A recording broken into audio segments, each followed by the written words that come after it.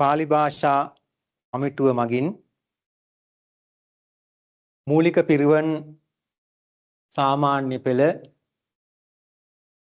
පාලි විෂය ප්‍රතිපෝෂණ හා පුනරීක්ෂණ වැඩමුළුවේ 4 වෙනි දවස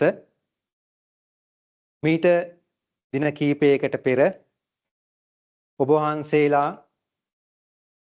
බොහෝ පිරිසක් මේ වැඩසටහනට සම්බන්ධ වෙලා තමන්ගේ දැනුම තවදුරටත් දියුණු කරගත්තා.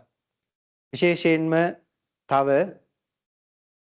දින කීපයකින් ආරම්භ වන පිරිවන් සාමාන්‍ය පෙළ විභාගය නිමිති කරගෙන අපේ අති ගෞරවනීය මැටිබැමියේ සුමනසාර අධ්‍යක්ෂක හාමුදුරුවන් වහන්සේ පාලි භාෂා කමිටුවට යෝජනා කළා ගෞරවනීය ස්වාමීන් වහන්සේලාගේ සිල්මෑණිවරුන්ගේ දූ දරුවන්ගේ දැනුම ප්‍රතිපෝෂණය කිරීම සඳහා වැඩසටහනක් කරමු කියලා. ඒ අනුව ඒ වැඩසටහන ඉතාම සාර්ථකව පවත්වනු ලබනවා. ඒ අනුව අද දවසේ මම සූදානම් වන්නේ ඔබ වහන්සේලාට සද්දිත හා හිතක පිළිබඳ සාකච්ඡා කරන්න. ඔබ වහන්සේලා තමන්ගේ අධ්‍යාපන ආයතනවලදී මේවා හදාරලා තියෙනවා. ඒ හදාරපු දේම නැවත මතක් කර ගැනීමක් සිද්ධ කිරීමට බලාපොරොත්තු වෙනවා. විශේෂයෙන්ම දැන් මේ වැඩසටහන පැය 2ක් මුළුල්ලේ පැවැත්වීමට අපි සූදානම් වෙලා ඉන්නවා. එතකොට මම මුලින්ම කරන්නේ පළවෙනියට සද්දිත පිළිබඳ පැහැදිලි කිරීමක් හඳුන්වා දීමක් සිද්ධ කරලා ඒ ආශ්‍රයෙන් විභාගයට එයි කියලා හිතෙන ප්‍රශ්න ටිකක් සාකච්ඡා කරනවා. කෘදන්ත පිළිබඳවත් ඒ විදිහටමයි කෘදන්ත පිළිබඳ පැහැදිලි කිරීමක් හඳුන්වා දීමක් සිද්ධ කරලා ඒ ආශ්‍රයනුත් අවසානයේ ප්‍රශ්න කීපයක් සාකච්ඡා කිරීමට බලාපොරොත්තු වෙනවා. හොඳයි. එහෙනම් අපි සූදානම් වන්නේ ඔබ වහන්සේලා, මෑණියන් වහන්සේලා, දූ දරුවෝ මේ සද්දිත පිළිබඳ හොඳ අවබෝධයක් ලබාගෙන තියෙනවා. ඒ ලබාගත් දැනුම මම අලුත් දෙයක් නෙමෙයි කියන්නේ. ඔබ වහන්සේලා ලබාගත් දැනුම තව දුරටත් වර්ධනය කිරීමක් තමයි අද මේ වෙලාවේ සිද්ධ කිරීමට බලාපොරොත්තු වෙන්නේ. හොඳයි. එහෙනම් අපි පළමුවෙන්ම සද්දිත පිළිබඳ සාකච්ඡා කිරීමට බලාපොරොත්තු වෙනවා.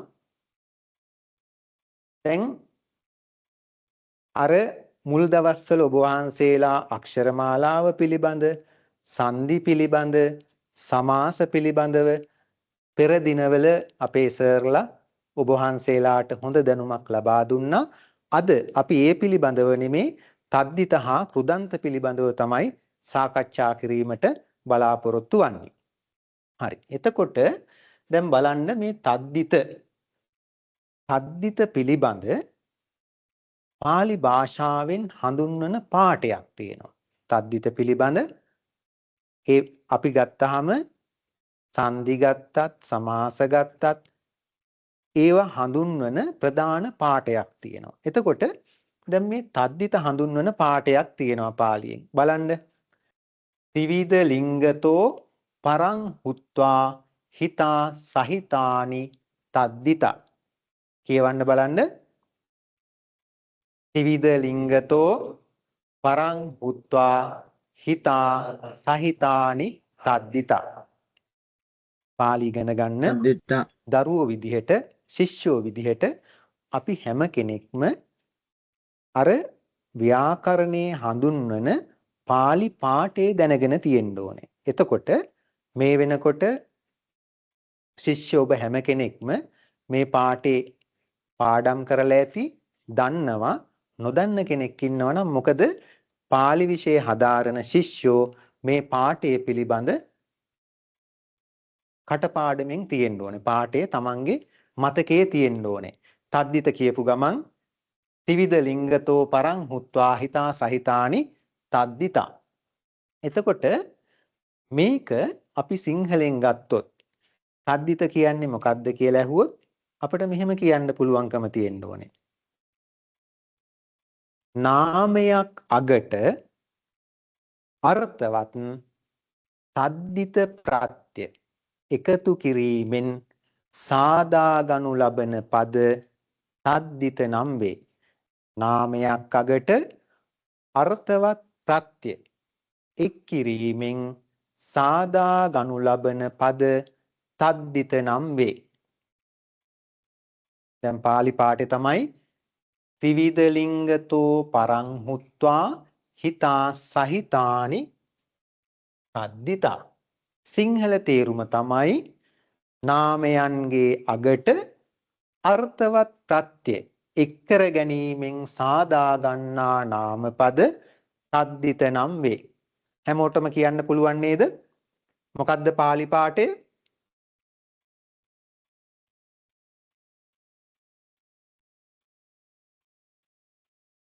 ඔව්. සිංහලෙන් කොහොමද කියන්නේ අපි?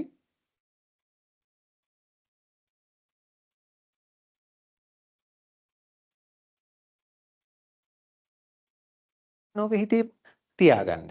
තද්දිත කිව්ව ගමන් පාලි පාඨෙත් මතක තියාගන්න, සිංහල පාඨෙත් මතක තියාගන්න. ඔබ වහන්සේලා මේ හදාරලා තියෙන දේවල්. හරි. දැන් අපි බලමු ඊළඟට දැන් ඕනම ව්‍යාකරණයක් ගත්තාම ඒ ව්‍යාකරණවල අපිට භාෂාවට ලැබෙන ප්‍රයෝජන තියෙනවනේ. ඕනම ව්‍යාකරණයක් ගත්තාම ඒකෙන් අපි භාවිතා කරන භාෂාවට ලැබෙන ප්‍රයෝජන මොනවද කියලා අපි දැනගෙන තියෙන්නට ඕනේ. දැන් බලන්න මේ තද්දිත ගත්තාම තද්දිත වලින් ලැබෙන ප්‍රයෝජන කීපයක් තියෙනවා. බලන්න. පහසු උච්චාරණය. පහසු උච්චාරණය. දැන් මේවා ඔබ වහන්සේලාගේ හතරේ පොතේ තියෙනවා, පහේ පොතේ තියෙනවා. හතරේ පොතේ තියෙනවා, පහේ පොතේ තියෙනවා. ඉතින් දැන් මේවා දිරියේ විභාග ලියන ශිෂ්‍යෝ මේ පිළිබඳ දැනුමින් ඉන්න ඕනේ. තද්දිත වලින් ලැබෙන ප්‍රයෝජන දෙකක් නම් කරන්න කිව්වොත් අපි දැනගෙන තියෙන්න ඕනේ. මොනවද? පහසු උච්චාරණය. ඔන්න තද්දිත වලින් ලැබෙන එක ප්‍රයෝජනයක් තමයි පහසු උච්චාරණය. අනිත් එක තමයි ක්‍රමානුකූල බව.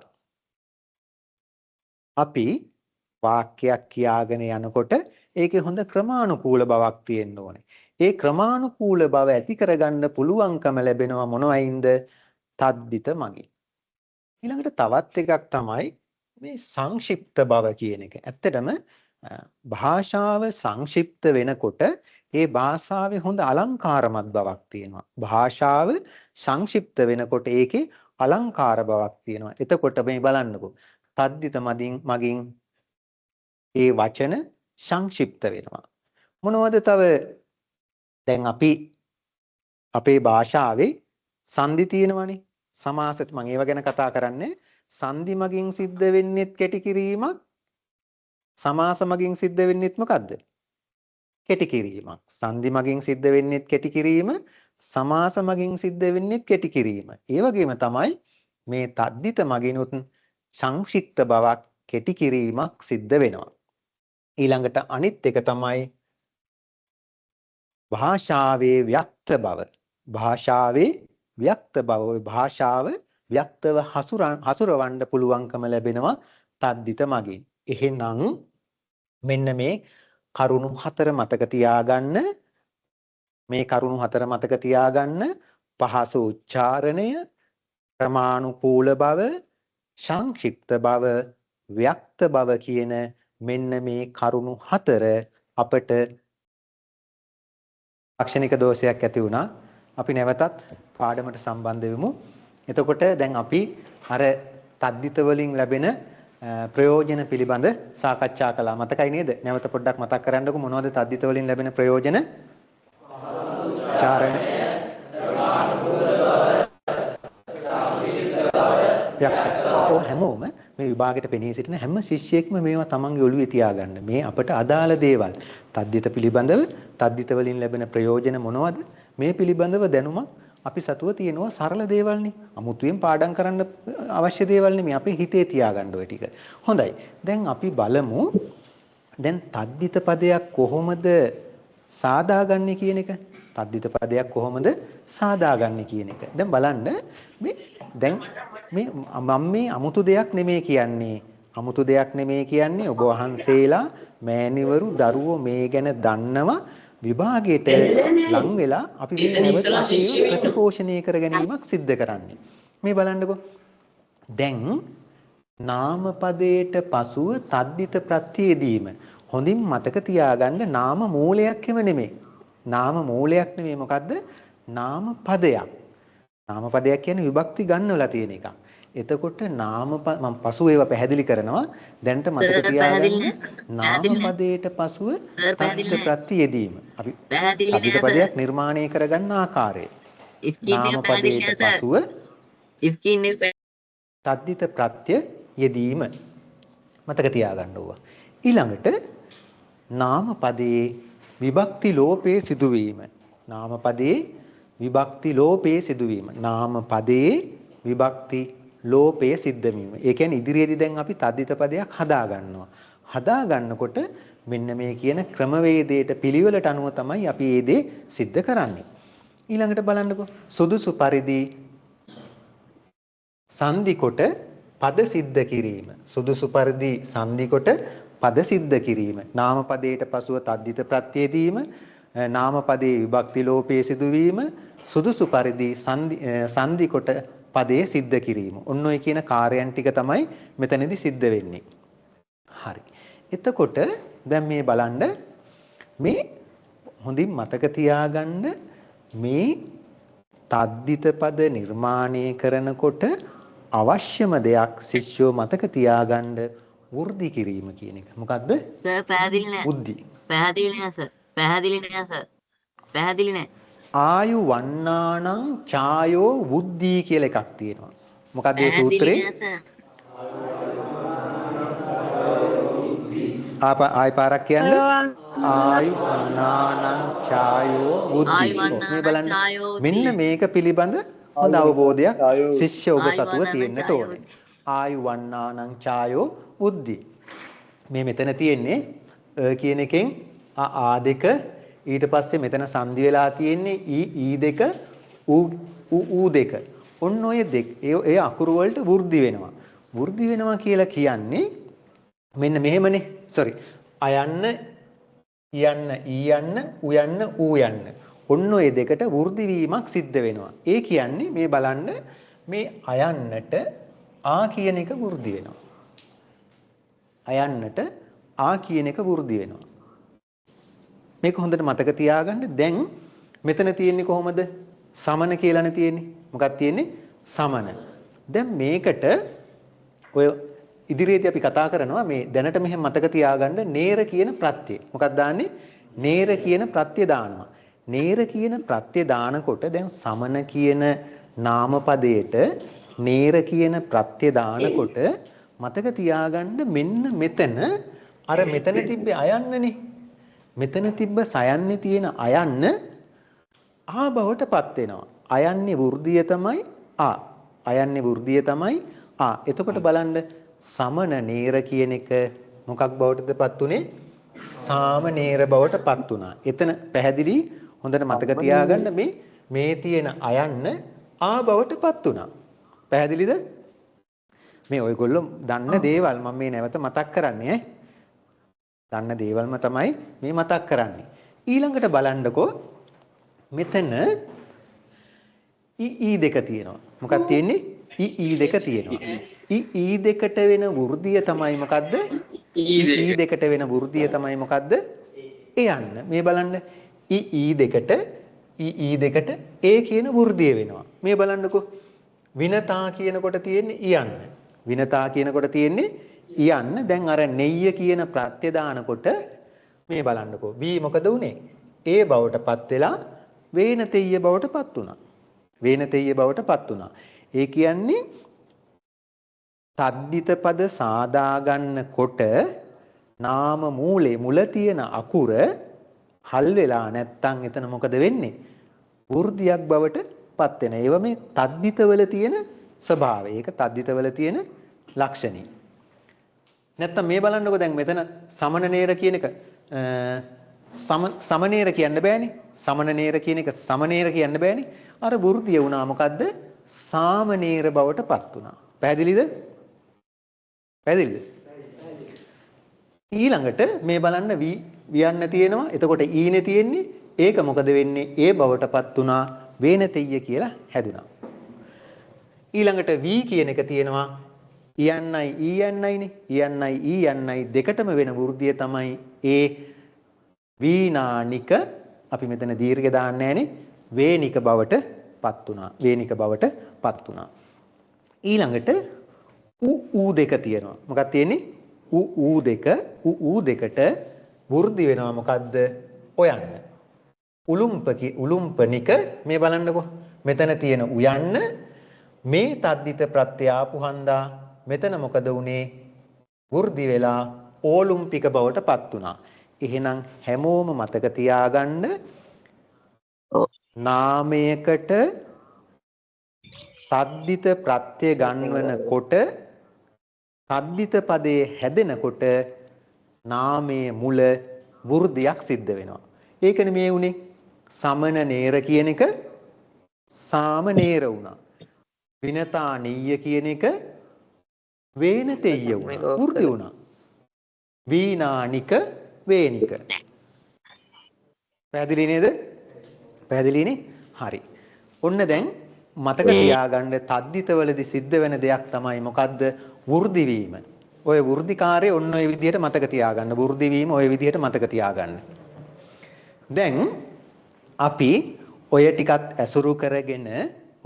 ඇසුරු කරගෙන අපි බලමු එක පදයයි හදන්නේ. අපි සාමාන්‍යයෙන් මේ ප්‍රත්‍ය දැම්මා තද්දිතේ කිව්වා එක පදයක් විතරක් ඔයාලට හදලා පෙන්නනවා. ඒවස් සාමාන්‍යයෙන් මතක තියාගන්න තද්දිතයක් නිර්මාණය වෙන්නේ මෙන්න මේ කියන ආකාරයට කියලා. මේ බලන්නකෝ. දැන් වසුදේවස්ස කියලා වචනයක් තියෙනවා. හරි? වසුදේවස්ස කියලා වචනයක් තියෙනවා. දැන් අපිට තද්දිත පදයක් හදාගන්න ඕනේ. මොකද්ද? වාසුදේව කියන එක හදාගන්න ඕනේ. එතකොට මේ වසුදේවස්ස කියන එක වාසුදේව වෙනකොට අනුගමනය කළ යුතු ඒක හදාගන්න ක්‍රමවේදයක් තියෙනවා. ඒවා මේ බාලවතාරේ පෙන්නලා දීලා තියෙනවා. මේක ගැඹුරට නෙමේ පිරුවන් සාමාන්‍ය පෙළ ලියන ශිෂ්‍යෝ මේ පිළිබඳ සාමාන්‍ය දැනුමක් ඇති කරගන්නකෝ. මේක මෙහෙම සිද්ධ වෙන්නේ කියලා. මෙතෙක් කල ඔයාලට දීලා පේපර් වල පසුගිය ප්‍රශ්න පත්‍රවල නෑ නේද පදේ හදලා දක්වන්න කියලා. මට මතක විදියට තිබ්බේ නෑ එහෙම. නමුත් අපි පාලි භාෂාව ඉගෙන ගන්න ශිෂ්‍යයෝ හැටියට මේක හැදෙන ක්‍රමයේ පිළිබඳ යම්තම් හරි මතකයක් අපි සතුව තියෙන්නට ඕනේ. දැන් මේ බලන්න වසුදේවස්ස කියලා තියෙනවනේ. මම උදාහරණයක් හැටියට ගත්තේ වසුදේවස්ස කියන වචනේ. දැන් අපි මේකට දානවා න කියන තද්දිත ප්‍රත්‍යය. මොකද්ද? න කියන තද්දිත ප්‍රත්‍යය අපි මේකට දැම්මා. වසුදේවස්ස න කියන තද්දිත ප්‍රත්‍යය දැම්මා. එතකොට ඒකේ එන සූත්‍රයක් තියෙනවා. වාන පච්චේ කියන සූත්‍රයෙන් තමයි මේක සිද්ධ වෙන්නේ. දැන් ඊළඟට මතක තියාගන්න අපි මුලිනුත් කිව්වේ මේකේ විභක්තිය ලොප් කරන්න ඕනේ. මෙතන වසුදේවස්ස කියන එකේ මොකක්ද විභක්තිය? වසුදේවස්ස කියන එකේ මොකක්ද විභක්තිය? මේ බලන්නකෝ මේ. මෙන්න මේ ඉස්ස කියන එක මොකද්ද? ස. අර සීයෝ අඤ්ඤෝ නාහි සනං කියලා තියෙන්නේ. චතුත්ති චට්ටි වලට මොකක්ද දෙන්නේ? ස කියන එකනේ. එතකොට මෙන්න මේ විභක්තිය ලොප් කළා. එතකොට විභක්ති ලොප් කළාට පස්සේ මෙතන තියෙන්නේ කොහොමද? වසුදේව. කොහොමද තියෙන්නේ? වසුදේව න. පැහැදිලිද? තේරුණාද ඒක? ටිකක් සාමාන්‍යව මතක තියාගන්නකෝ. හරි. ඊළඟට දැන් ඔන්න අර වෘද්ධිකාරය. මොකද්ද? දැන් අර අපි කිව්වේ තද්දිත කරනකොට අනිවාර්යෙන් වෘද්ධියක් වෙනවා කියලා. තද්දිත කරනකොට වෘද්ධියක් වෙනවා. කොහොමද වෘද්ධිය වෙන්නේ මේ? වසුදේවන. එතකොට අපි කිව්වේ මෙතන තියෙන්නේ අයන්නනේ. වයන්නේ තියෙන්නේ මොකද්ද? අයන්න. මොකද වෙන්නේ? මේ ආයන්න බවටපත් වුණා. වාසුදේව වුණා. මොකක්ද උනේ? වාසුදේව වුණා. එතෙන්ට දාන සූත්‍රය මොකද්ද? අර මුලින් කිව්වේ ආයුවන්නානං ඡායෝ බුද්ධී කියන එක. ආයුවන්නානං ඡායෝ බුද්ධී කියන ඒ සූත්‍රයේ ඇසුරෙන් මෙන්න බලන්නකෝ. මෙතන මොකද උනේ? දීර්ඝයක් සිද්ධ වුණා. දැන් ඔන්න වසුදේව න කියලා තියෙනවා. දැන් අපිට තවත් එකක් තියෙනවා. මොකද්ද? මේ නයන්න තියන්න බෑනේ. ඒක නිසා අපි මොකද කරන්නේ? වසුදේව න කියන එකේ න කියන්නේ එතන අල් නයන්න ලොප් කරනවා. එතකොට ඉතුරු වෙන්නේ මොකද්ද? වසුදේව නකාර ලෝපය. ඒකට අපි කියනවා බාලාවතාරි සූත්‍රයක් තියෙනවා. තේසං න ලෝපෝ කියලා. මොකක්ද තියෙන්නේ? තේසං න ලෝපෝ. ඒ සූත්‍රයෙන් ඔන්න අපි මේක මොකද කරන්නේ? ලොප් කරගත්තා. ඊළඟට දැන් මෙතන මේ බලන්නකො වසුදේව කියලා තියෙනවනේ. වසුදේව අපි මෙතන මොකද කරන්නේ? සමානස්වර දෙකක් තියෙන හන්දා අපේ සර් එදා කලින් දවසේ සංදි කරනකොට හොඳට පැහැදිලි කළා. එතකොට ඒකත් ඇසුරු කරගෙන මෙතන මොකද වෙන්නේ? වසුදේව කියන මේ වයන්නේ තියෙන අයන්න ලොප් කළා. මේ අයන්න ලොප් කළා සරාසරේ ලෝපෝ සරාසරේ ලෝපං කියන එකෙන් මොකද්ද? ලොප් කළා. ඔන්න වසුදේව කියලා පදේ හැදුනා. ඔන්න ඔය විදිහට තමයි හැම තද්දිත පදයක්ම නිර්මාණය කරගන්නේ. සාමාන්‍යයෙන් තද්දිත පදයක් හැදෙන්නේ ඔන්න ඔය කියන ක්‍රමයට. ඕක ටිකක් ඔළුවේ මතක තියාගන්න. හැම මේ පදයක් දීලා මේක හැදුණු ආකාරය දක්වන්න කියලා ඇවිල්ලා නැහැ. නමුත් අපි පාලි ඉගෙන ගන්න දැන් උසස්ම පන්තියේ ඉන්නේ. එතකොට සාමාන්‍යයෙන් තද්දිත පදයක් නිර්මාණය වන්නේ මේ විදිහට කියලා හැම කෙනෙක්ම මතක තියාගන්න.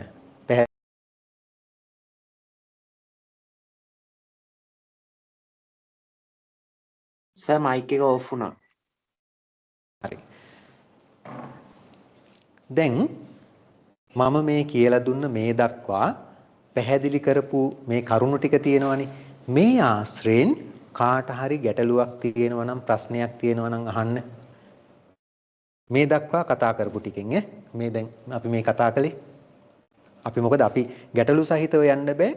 අපි විභාගෙට ඉදිරිපත් වෙන්න ඉන්න ශිෂ්‍යෝ මොකක් හරි මේ තද්දිත සම්බන්ධව මේ කතා කරපු ටික සම්බන්ධව ගැටලුවක් අපහැදිලි තැනක් තියෙනවා නම් අහන්න.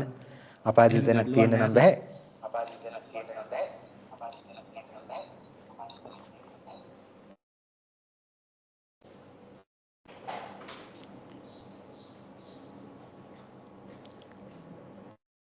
හොඳයි. මොකද අපි දන්නවා මේ ආයතනවල අපේ ගෞරවනීය හාමුදුරන් වහන්සේලා මහත්තුරු මේ පිළිබඳ අපේ ශිෂ්‍යයන්ට හොඳ දැනුමක් ලබලා දීලා තියෙනවා. මම මේ අලුත් දෙයක් කියනව නෙමෙයි. ඔයාලා ඉගෙනගත්ත දේම නැවත මතක් කිරීමක් නේ කරන්නේ. ඒක හන්දා මේක හැමෝටම පැහැදිලි වෙනවා ඇති. හොඳයි. අපි දැන් ඔන්න ඒ ටික ඉවර කළා. දැන් අපි යනවා දැන් බලන්න අපි ඊළඟ කොටසට. හොඳයි. මෙන්න මේ ටික ගැන හොඳ මතකයක් ඔබලා සතුව තියෙන්නට ඕනේ. දැන් තද්දිත ප්‍රභේද කීයද කියලා විභාගෙට ඇහුවොත් තද්දිත ප්‍රභේද කීයද? 3යි. මේ කියන ටික ගැන හොඳ අවබෝධයක් මතක තියාගන්න. තද්දිත ප්‍රභේද කීයද? 3යි. මොනවද? සාමාන්‍ය තද්දිත, භාව තද්දිත, අව්‍ය තද්දිත. ඔන්න තද්දිත ප්‍රභේද 3යි. තද්දිත ප්‍රභේද 3ක් තියෙනවා. හරි. ඊළඟට මේ කොටස පිළිබඳව හොඳ අවබෝධයක් දැන් අපි සතුව තියෙන්නට ඕනේ. දැන් මේ තද්දිත ප්‍රභේද තුනෙන් පළවෙනි තද්දිතය ගත්තාම අපි ඒකට කියනවා මොකද්ද? සාමාන්‍ය තද්දිතය. මොකද්ද? සාමාන්‍ය තද්දිතය. මෙන්න මේ සාමාන්‍ය තද්දිතය කොටස් 4කට බෙදෙනවා. සාමාන්‍ය තද්දිතය කොටස් 4කට බෙදෙනවා. මේ බලන්න සාමාන්‍ය තද්දිතය කොටස් 4කට බෙදෙනවා.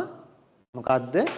අපච්ච තද්දිතය, අනේකත්ත තද්දිතය, අත්‍යත්ත තද්දිතය, සංඛ්‍යා තද්දිතය කියලා මේ අර මුලින් කිව්ව සාමාන්‍ය තද්දිතය කොටස් 4කට බෙදෙනවා. දැන් ඔළුවේ මතක තියාගන්න තද්දිත ප්‍රභේද 3යි. සාමාන්‍ය තද්දිත, භාව තද්දිත, අව්‍ය තද්දිත. මම මේ නැවත කියන්නේ ශිෂ්‍ය ඔබලාට මේවා අවධාරණය කර ගැනීම සඳහා, මතක තියා ගැනීම සඳහා. එතකොට මේ දැන් මේවා නිකන් අපි අර සාමාන්‍යයෙන් දැන් ගොඩක් දෙනෙක් ඔය ප්‍රධාන සූත්‍ර මතක තියාගෙන ඉන්නේ. ඒ වගේ තද්දිත ගත්තාම නිකන් මතක තියාගන්න. මොකද්ද? තද්දිත හඳුන්වන පාඩේ. ඊළඟට තද්දිත කියන්නේ සිංහලෙනුත් මතක තියාගන්න මොකද්ද කියලා. ඊළඟට තද්දිත ප්‍රධාන වශයෙන් තද්දිත ප්‍රභේද තුනක් තියෙනවා. සාමාන්‍ය තද්දිත, භාව තද්දිත, අව්‍ය තද්දිත. ඒ අතරින් සාමාන්‍ය තද්දිතය කොටස් 4කට බෙදෙනවා. අපච්ච තද්දිත, අනේකත්ව තද්දිත, අත්‍යත්ත තද්දිත, සංඛ්‍යා තද්දිත. ඒ අනුව තද්දිත ඔක්කොම කීයක් තියෙනවද? 6ක් තියෙනවනේ. දැන් මේ හතරට අර භාව තද්දිතයි අව්‍ය තද්දිතයි එකතු වුනහම තද්දිත කීයක් තියෙනවද? 6ක් තියෙනවා. තද්දිත කීයද එතකොට? 6යි. පටලව ගන්න එපා. මෙන්න මේක ගැන නිකන් හැමෝම මේ pāli භාෂාව ඉගෙන ගන්න පිරිවන සාමාන්‍ය පෙළ විභාගයට පෙනී සිටින්න යන ඔබ සියලු දෙනා මෙන්න මේක නිකන් ඔළුවේ තියාගන්න. ලොකු දෙයක් නෙමෙයිනේ. තද්දිත ප්‍රභේද තුනක් තියෙනවා. සාමාන්‍ය තද්දිතේ කොටස් 4කට බෙදෙනවා. අපච්ච තද්දිත, අනේකත්ව තද්දිත, අත්‍යත්ත තද්දිත, සංඛ්‍යා තද්දිත කියලා. ඊළඟට ඒ ටික ගත්තාම තද්දිත කීයක් තියෙනවද? 6ක් තියෙනවා. දැන් අපේ කෙටි ප්‍රශ්න වලට එහෙම අහන එකක් තමයි තද්දිත කීයද කියලා. කීයද එතකොට? තද්දිත තියෙනවා කීයක්ද? 6ක් තියෙනවා. තද්දිත ප්‍රභේද කීයක්ද තියෙනවද කියලා ඇහුවොත් 3යි. දැන් මෙහෙමයි. දැන් සමහර වෙලාවට අපි මේ පාඩම් කියා දෙනකොට අපට ඇති වෙන ගැටලුවක් තමයි සමහර ශිෂ්‍යයෝ අපෙන් අහනවා සර් අර පොතේ තිබ්බේ මේ විදිහටනේ කියලා. හොඳින් මතක තියාගන්න ඔයාලගේ විභාගෙට 3 පන්තිය 4 පන්තිය 5 පන්තිය ඔන්න ඔය පෙළ පොතක් දීලා තියෙනවනේ. අන්නේ පෙළ පොත ආශ්‍රයෙන් තමයි විභාගෙට අහන්නේ. ඒක හන්ද බාහිර පොත්පත් නෙමේ අපට දීලා තියෙන පෙළ පොත ඇසුරෙන් තමයි ප්‍රශ්න නිර්මාණය වෙන්නේ. ඒක හන්ද මේ පොත් තුන හොඳට පරිහරණය කරන්න ඒ අනුසාරයෙන් තමයි අපි මේක නිර්මාණය කරලා තියෙන්නේ. හරි. දැන් ඔන්න දැන් අපි ඒ ටිකත් කතා කළා. හරි. දැන් මේ කතා කරපු ටික පිළිබඳ මේ අපි දැන් කතා කළේ ඒ සම්බන්ධව ප්‍රශ්නයක් තියෙනවද කාට හරි? නැහැ. ඔය ටික හැමෝම වගුවක් විදියට නිකන් හිතේ මතක තියාගන්න. ප්‍රභේද 3යි. පළවෙනි එක කොටස් 4කට බෙදෙනවා. එතකොට තද්දිත කීයක් තියෙනවද? 6ක් තියෙනවා කියලා. පැහැදිලිද? ඔව් සර්. හරි. එහෙනම් හොඳයි. දැන් අපි ඔව් සර්. තද්දිත පිළිබඳ වෙන වෙනම කතා කරමු. දැන් බලන්න පළවෙනි එක තමයි මොකද්ද? අපච්ච තද්දිතේ. පළවෙනි එක මොකද්ද? අපච්ච තද්දිතේ. දැන් මේ අපච්ච තද්දිතේට න නායන නාන නෙය්‍ය නී නික නව නේර නේ කියලා ප්‍රත්‍ය ටිකක් තියෙනවා. දැන් සමහර හාමුදුරුවෝ අපි දන්නවා මේ විවිධ කවි ගාථා නිර්මාණය කරගෙන මේ ප්‍රත්‍ය ටික පාඩම් කරගන්නවා. මතක තියාගන්න ඔයාලගේ පහේ පන්තිය පොතේ අවසානයේ තියෙනවා කහ පාටට මේ පොත් පෙරල්ල බලන්න මේක පාඩම් කරගන්න පුළුවන් ගාථාවක් ප්‍රත්‍ය ටික.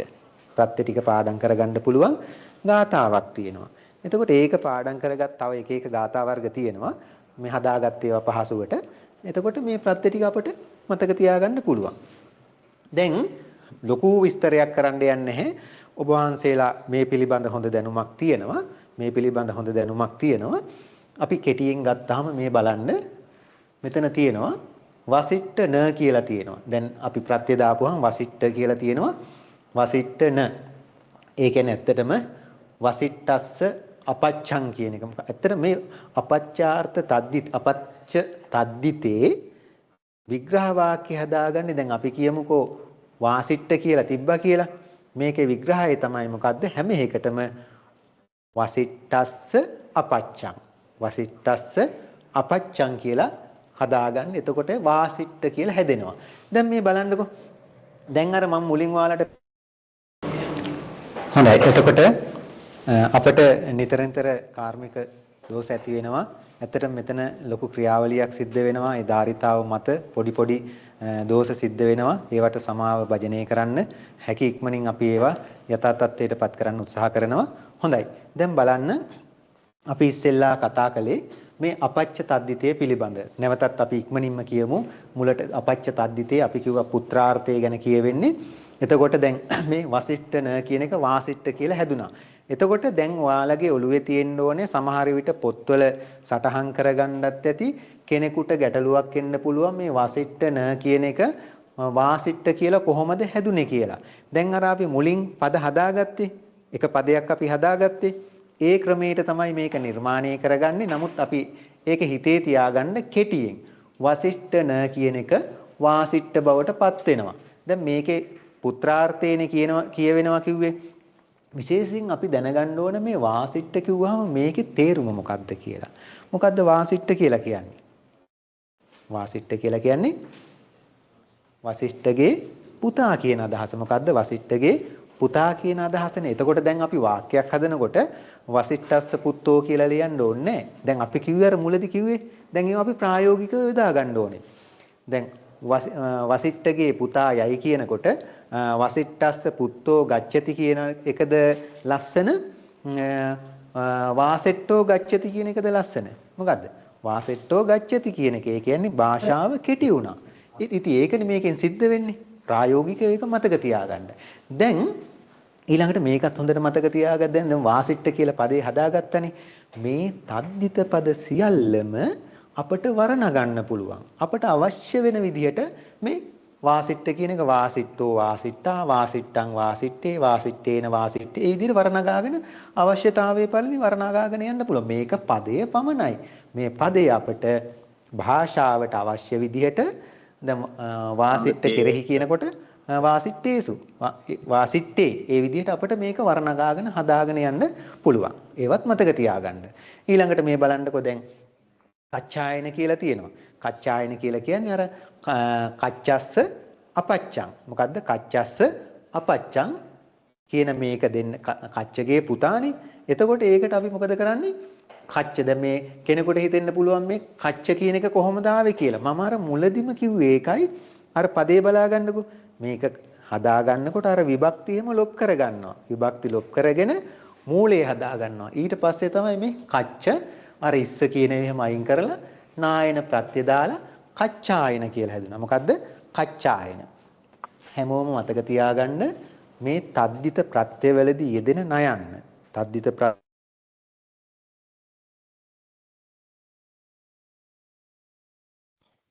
ඔන්න ආයෙත් හිර වුණාස.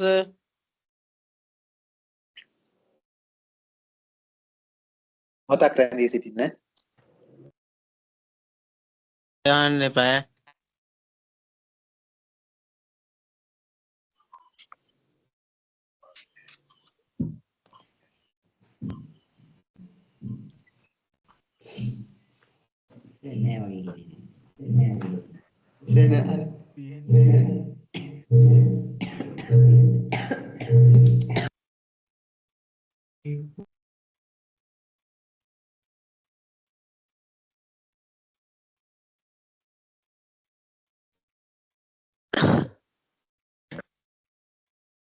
හරි. එතකොට ආයි සම්බන්ධ වෙන්න හැමෝම දැන් අපි දැන් මේ බලන්න මේ කච්ච කියන එකට නායන ප්‍රත්‍ය එකතු වුනහම කච්චායන වෙනවා. කච්ච කියන එකට නාන ප්‍රත්‍ය එකතු වුනහම කච්චාන එනවා. නමුත් කච්චායන කිව්වත් කච්චාන කිව්වත් දෙකේ එකම තේරුමයි තියෙන්නේ මොකද්ද? කච්චගේ පුතා කියන එක. දැන් එතකොට අපි දැන් අර මුලිනුත් මතක් කළා හොඳට මතක තියාගන්න මේ කච්චායන කියන දැන් කච්චායන කියන පදෙත් කච්චාන කියන පදෙත් මේ තද්දිත ඕනම පදයක් නාම පදයක් විදිහට අපට අවශ්‍ය විදිහට අර්ථ ගන්වන්න වර්ණගාගෙන යන්න පුළුවන්. ඒවා වර්ණගෙනවා. ඊළඟට මේ අපච්ච පද්දිතේ තියෙන අපච්ච තද්දිතේ තියෙන තවත් ප්‍රත්‍යයක් තමයි නෙය්‍ය කියන එක විනතා නෙය්‍ය වේනතෙය්‍ය. එතකොට වේනතෙය්‍ය කියන එකේ තේරුම මොකද්ද? වේනතෙය්‍ය කියන එකේ තේරුම වේනතෙය්‍ය විනතාවගේ පුතා ඒ පුත්‍රාර්ථයෙන් ඉන්නේ. දැන් මෙතන බලන්නකෝ දක්කස්ස අපච්චං දක්කිනී දක්ඛී කියලා කියනවා. ඒකේ තේරුම මොකද්ද? පුතා කියන අර්ථය. දක්ෂ තැනැත්තාගේ පුතා කියන අර්ථය තමයි මෙතන තියෙන්නේ. දැන් මෙතන හොඳම එකක් තියෙනවා මේ බලන්න. සක්්‍ය පුත්තස්ස අපච්චං. සක්්‍ය පුත්තික. එතකොට මේ සක්්‍ය පුත්තිකෝ කියලා කියන්නේ සාක්‍ය පුත්‍රයාගේ දරුවෝ කියන අදහස. දැන් ඒ විදිහට මේ බලන්න මනු නව කියන එකට මනු කියන නාමයට නව ප්‍රත්‍ය එකතු වුනහම මානව කියලා හැදුනා. දැන් මේතන හොඳට මතක තියාගන්න මේ හැම එකම මොකද්ද? අර වෘද්ධි කියන එක. අපි අර මුලදී පැහැදිලි කළේ වෘද්ධිය මේ තද්දිත පදයේ ප්‍රත්‍ය එනකොට මූලය මොකද්ද වෙන්නේ? වෘද්ධියක් බවට පත් වෙනවා. මේ බලන්න කුරු නෙయ్య දැන් මතක් වෙන්න මෙතන තියෙන්නේ කුයන්න. දැන් මතක් කරගන්නකො කුයන්නට වෙන වෘද්ධිය මොකද්ද? හොයන්න.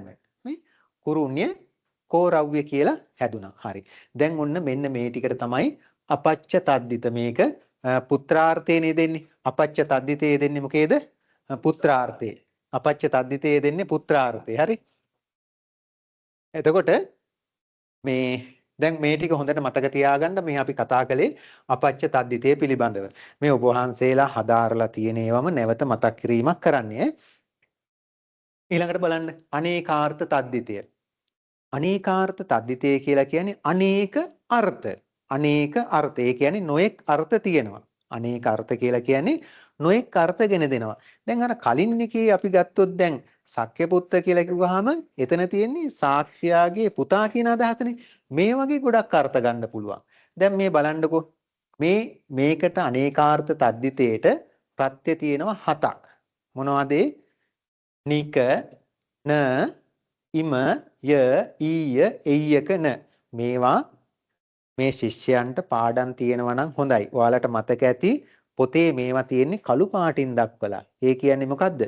තද බෝල්ඩ් කරලා තියෙන්නේ මේ පිළිබඳ හොඳ දැනුමක් තියෙන්න ඕන කටපාඩම් කරගන්න. ඒවා ඉදිරියට මේ හැමෝටම අවශ්‍යයි. ගොඩාක් කටපාඩම් කරන්න අවශ්‍ය නැහැ. මේ තද්දිත ප්‍රත්‍ය ටික පාඩම් කරගන්නකො. ඒක තමන්ගේ භාෂාව දියුණු කරගන්න බොහෝ සෙයින් උපකාරී වෙනවා. හොඳයි. කියවන්න බලන්න මේ ප්‍රත්‍ය ටික.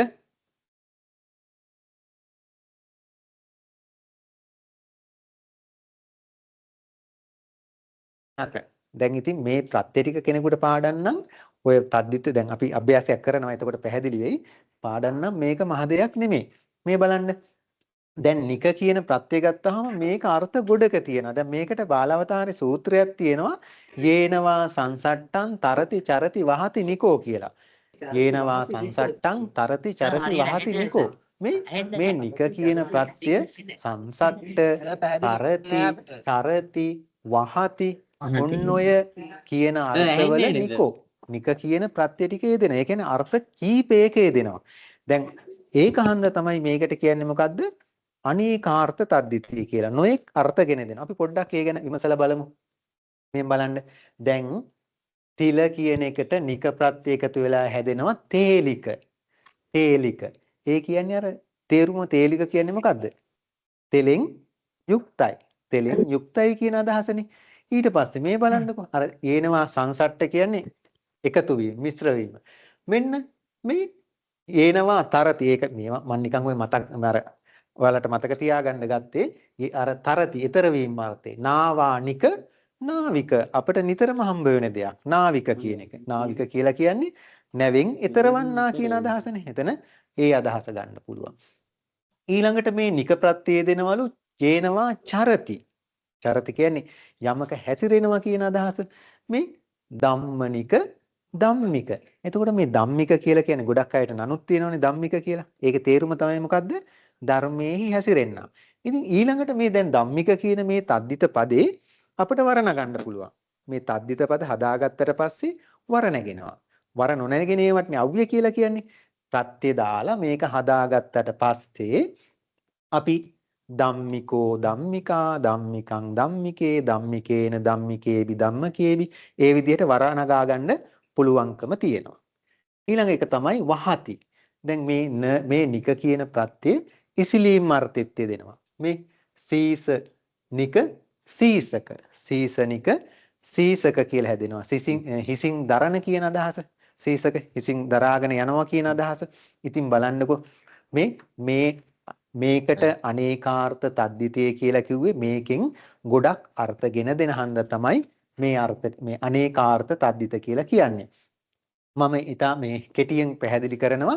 මෙතන තියෙනවා බලන්න ඊළඟට න ප්‍රත්‍ය. ඊළඟට ඉම ප්‍රත්‍ය. මම ඒවට උදාහරණ මෙතන දක්වලා තියෙනවා. ඔයාලට පේනවා ඇති. මෙන්න බලන්න දැන් න එක විතරක් පැහැදිලි කරන්න මේ න කියන ප්‍රත්‍ය ගත්තාම ඒක අර්ථ කීපයකේ දෙනවා. මොකද්ද? තේන රත්තං තස්ස ඉදං. ඒ තේන රත්තං කියන්නේ අර එයින් පාට කියන එක. මේ කසාවන කියන එක කාසාව බවට පත් වුණා. කසාවන ඒ කියන්නේ මේ නයන්නේ බලයෙන් මේ තද්දිත ප්‍රත්‍ය දෙනකොට මෙතන දීර්ඝයක් සිද්ධ වෙනවා. අයන්නේනේ. දැන් අර වෘද්ධි කිරීම අනිවාර්යයි. කාසාව බවට පත් වුණා. මහිසන මාහිසක. මොකද්ද මේ මාහිසක කියන එකේ තේරුම? මාහිසක කියන එකේ තේරුම මේ මහිස කියලා කියන්නේ ගවයා. මීමා කියන අදහසනේ. එතකොට මාහිසක කියන්නේ මීමාගේ තියෙනවා මොනවද? අං තියෙනවනේ. එතකොට මේ අර තස්ස ඉදන් එය මොහුට කියන අදහසේ. තස්ස ඉදන් කියන්නේ මොකද්ද? එය මොහුට කියන අදහසනේ. එතකොට මාහිසක කියලා කියන්නේ මේ අං දරන කියන එක. මොකද්ද? අං දරන. විවිධ අර්ථ තියෙනවා. මේ කාලයත් එක්කලා මම ඊටාම කෙටියෙන් කියන්නේ පච්ච කියන එකට ඉම පච්චිම, කප්ප කියන එකට ය කප්පිය, බන්ද කියන එකට ඊය බන්දීය, චම්පා කියන එකට ඊයක චම්පෙය්‍යක චම්පෙය්‍යක. දැන් චම්පෙය්‍යක කියලා කියන්නේ මොකද්ද? චම්පෙය්‍යක කියලා කියන්නේ චම්පාවේ වාසය කරන කියන අදහස. ඊට පස්සේ මේ බලන්න ප්‍රසිද්ධ කෝසිනාරක. කුසිනාරා කියන එකට නක ප්‍රත්‍ය එකතු වෙලා කෝසිනාරක වුණා. කුසිනාරාවේ වැසි කියන අදහස. මේ බලන්න එතකොට මේ මෙතන තියෙන්නේ කුයන්න තද්දිත ප්‍රත්‍ය එකතු වුණා. මෙතන වෘද්ධිය සිද්ධ වුණා. මොකද්ද? කෝසිනාරක. 95ක් පදවලම මුල වෙනස් වෙනවා. අර නොහෙම නැති තැනොත් ටිකක් තිබ්බා. මේ සීසනික කියන තැන නම් සීසක කියලාමයි. නමුත් මතක තියාගන්න තද්දිත ප්‍රත්‍ය එනකොට ඒකේ බලයෙන් මොකද වෙන්නේ? මුල වෘද්ධියක් සිද්ධ වෙනවා. මුල වෘද්ධියක් සිද්ධ වෙනවා. අපි යමු ඊළඟ එකටත්. දැන් ඔන්න ඊළඟට මේ අත්‍යත්ත තද්දිතේ. ඇත්තටම මෙන්න මේ තද්දිත පද අපේ භාෂාවේ බහුලව යෙදෙනවා. වැඩිපුර යෙදෙන්නේ මෙන්න මේවා. මේ බලන්න. ආලු තරතම ඉස්සික ඉයිට්ට වීසි ඉක ඊ වන්තු මන්තු. මේකේ ලස්සන ප්‍රත්‍ය ටිකක් තියෙනවා. බලන්න අපි පාලි ඉගෙන ගන්නකොට අපට හම්බ වෙනවා මේ වන්තු මන්තු කියලා කියන්නේ. දැන් අපි උදාහරණයක් ඇටියට මේ බලන්නකො අවසානික ಗುಣ කියන එකට මන්තු ප්‍රත්‍ය එකතු වෙලා ಗುಣමන්තු. ඊළඟට ಗುಣ කියන එකට වන්තු ප්‍රත්‍ය එකතු වෙලා ಗುಣවන්තු. දැන් ඔයාලගේ පාලි වර්ණගිල්ලෙත් શબ્දයක් තිබ්බ නේද? මොකද්ද? කොහොමද තිබ්බේ? උකාරාන්ත පුල්ලිංග ಗುಣවන්තු શબ્දය. ಗುಣවන්තු શબ્දය. ඒකේ තේරුම තමයි මොකද්ද එතකොට? ගුණය එද මේ බලන්න ඇත කියන අර්ථේ. ಗುಣවන්තු මොකද්ද තේරුම? ගුණය ඇත්තා. ගුණමන්තු කිව්වත් මොකද්ද? ගුණය ඇත්තා. අපි මෙතන තව එකක් දාමුකෝ. ධන කියන එක දාන්නකෝ. ධනවන්තු මොකද්ද? ධනය ඇත්තා. ඉතින් මේක වර්ණගෙන්නේ හැබැයි කොහොමද? ගුණවන්තු කියන එක වර්ණගෙන්නේ ගුණවන්තු කියලා නෙමෙයි වර්ණගෙන්නේ. කොහොමද? ගුණවන්තෝ ගුණවන්තා. හේ ගුණවං ගුණව ගුණවා භවන්තෝ ගුණවන්තෝ ගුණවන්තා. දැන් මේ අපි ඇත්තටම මේ උගන්වන්නේ පාලි අවුරුදු 5ක් තිස්සේ ඉගෙනගත්ත ආධුනිකයන්ට නෙමෙයි. දැන් තමන් අවුරුදු 5ක් ඉගෙන ගත්තා. තමන්ගේ හැකියාව ප්‍රථම වරට තමන්ගේ ජීවිතයේ ගොඩ යන්න තියෙන පළමු විභාගේ ඒකට මුහුණ දෙන්න ලැහැත්තිය. එතකොට මේවා දැන් දැනගෙන තියෙන්න ඕනේ. පොඩි කාලේ ඉඳන් අපි මේ ගුණවන්තු කියන වචනේ ඉතින් එකේ පන්ති ඉඳන් අපි දන්නවනේ. එතකොට මේ ගුණවන්තු කියන්නේ ගුණේ ඇත්තා. එතකොට දැන් මේ විභාගෙට ගුණවන්තු කියන එක තිබ්බොත් මේකේ මොන තද්දිතේද වැටෙන්නේ? නිකන් හිතන්න. ඇත කියන අර්ථය තියෙනවා. ඇත කියන අර්ථය එනවා නම් මොකක්ද එතන තියෙන්නේ? අත්‍යත්ත තද්දිතේ. ඇත කියලා තියෙනවා නම් එතන තියෙන්නේ මොකද්ද? අත්‍යත්ත තද්දිතේ. ඉතින් මේ බලන්නකො මෙතන දැන් මේ අපි ගමුකෝ දැන් අවිජ්ජා කියන එකට ආලු ප්‍රත්‍ය එකතු වෙලා අවිජ්ජාලු. අවිජ්ජාව. ඊට පස්සේ මෙන්න මේ දෙක පොඩි විශේෂත්වයක් තියෙනවා බලන්න. පාපතර පාපතම. දැන් ඔන්න අපි කතා බහ කරනකොට කියනවා පූජ්‍යතර මහා සංඝරත්නයෙන් අවසරයි. පූජ්‍යතම මහා සංඝරත්නයෙන් අවසරයි. එකම අර්ථෙ නෙමෙයි. පූජ්‍යතර පූජ්‍යතම. දැන් පූජ්‍යතර කිව්වහම පිදීම් ඇති කියන එකනේ. පූජ්‍යතර කිව්වත් පිදීම් ඇති කියන. එතකොට ඒක වැටෙන්නේ මොකේටද? අත්‍යත් තද්දිතේට. හැබැයි මේ එතකොට මේයි මේ ප්‍රත්‍ය දෙකක්. ඔය මතක තියාගන්න මෙන්න මෙතන තියෙනව නේද? පාපතර කියලා කියන්නේ වචන භාවිතා කරනකොට පරිස්සමින්. පාපතර කියන්නේ ඔතන ඉන්නවා කියන්නකො 10ක් විතර. කී දෙනෙක් ඉන්නවද? 10ක් විතර ඉන්නවා. ওই 10 දෙනා අතරින් ඉන්නවා එක්කෙනෙක් ඉන්නවා. දැන් පව් කරනවා නම් අපි එක්කෙනෙක් නෙමෙයි කියන්නේ එකෙක් ඉන්නවා. බොහෝ සෙයින් පව් කරනවා. අන්න එයාට අපි කියනවා මොකද්ද? පාපතර. ඒ කියන්නේ බොහෝ පිරිසක් අතරින් එක්කෙනෙක් වෙන් කරලා ගන්නවා නම් එයා ළඟ වැඩි ඒක. එතකොට කියනවා පාපතර. ඉතින් අපි ඒ වගේම තමයි හොඳට පින් කරන හොඳ පින්වත් පුජ්‍යලයක් ඉන්නවනම් 10ක් විතර ඉන්නවා 100ක් විතර ඉන්නවා. ඒ අතරින් හොඳම කෙනා ඉන්නවා. අපි එතන කියන්නේ මොකද්ද? පූජ්‍ය පුඤ්‍යතර පූජ්‍යතර කියලා කියනවා. මෙන්න මේ තම කියන ඕක දැන් විභාගෙට ඕවගේ දීලා අර්ථ ලියන්න දෙනවනේ. එතකොට ඕක බලනවා. දැන් පාප තම කියලා කිව්වහම ගොඩක් අතරින් නෙමෙයි. දෙන්නෙක් ඉන්නවා. පාප තම කියනකොට දෙන්නෙක් ඉන්නවා. අන්නේ දෙන්න අතරින් එක්කෙනෙක් වැඩි. දැන් ඔන්න පාපතම කියන්නේ පව් කරන පුජ්‍යලයෝ දෙන්නෙක් ඉන්නවා.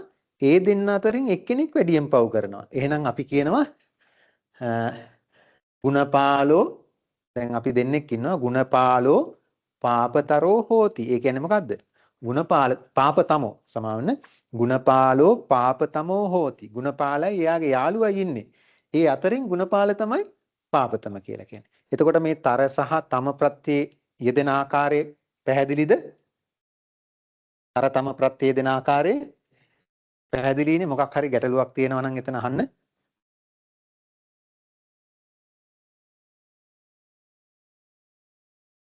හරි.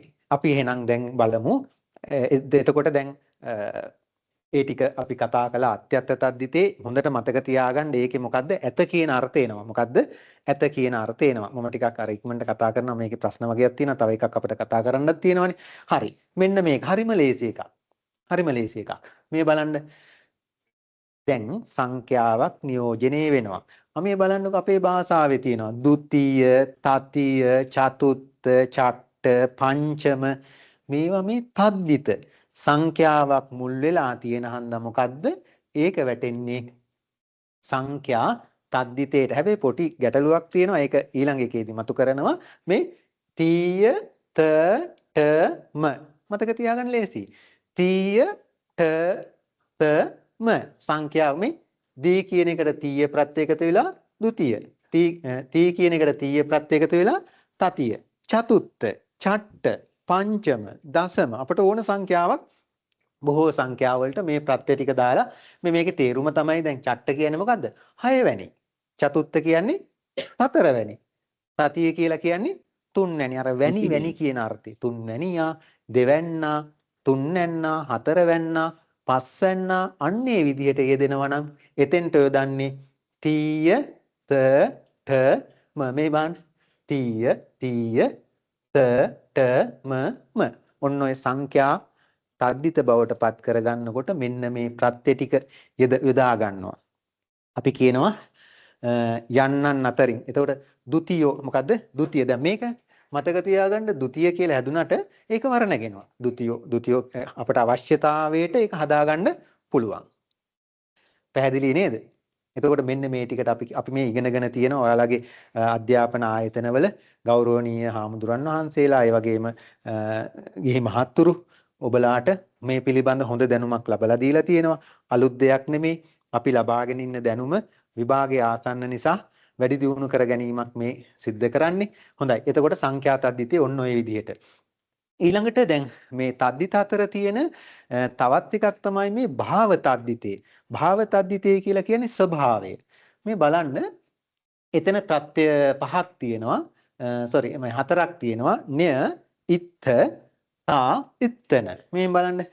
ණය කියන එකට කුසලණය, කෝසල්ල. කුසලණය, කෝසල්ල, අරෝගණ, ආරෝග්‍ය, සෙට්ට, ඉත්ත, සෙට්ටත්ත, මුදුතා, පුතුජන ඉත්තන, පුතුජනත්තතා. ඒ කියන්නේ භාව තද්දිත කියන්නේ ස්වභාවයක්. අපි කියනවා ඔහු පුතුජන පුජ්‍යලයේ කොහොමද? පුතුජනතා. ඒ ස්වභාවය දැන් ආරෝග්‍ය කියලා කියන්නේ මොකද්ද? මොකද්ද?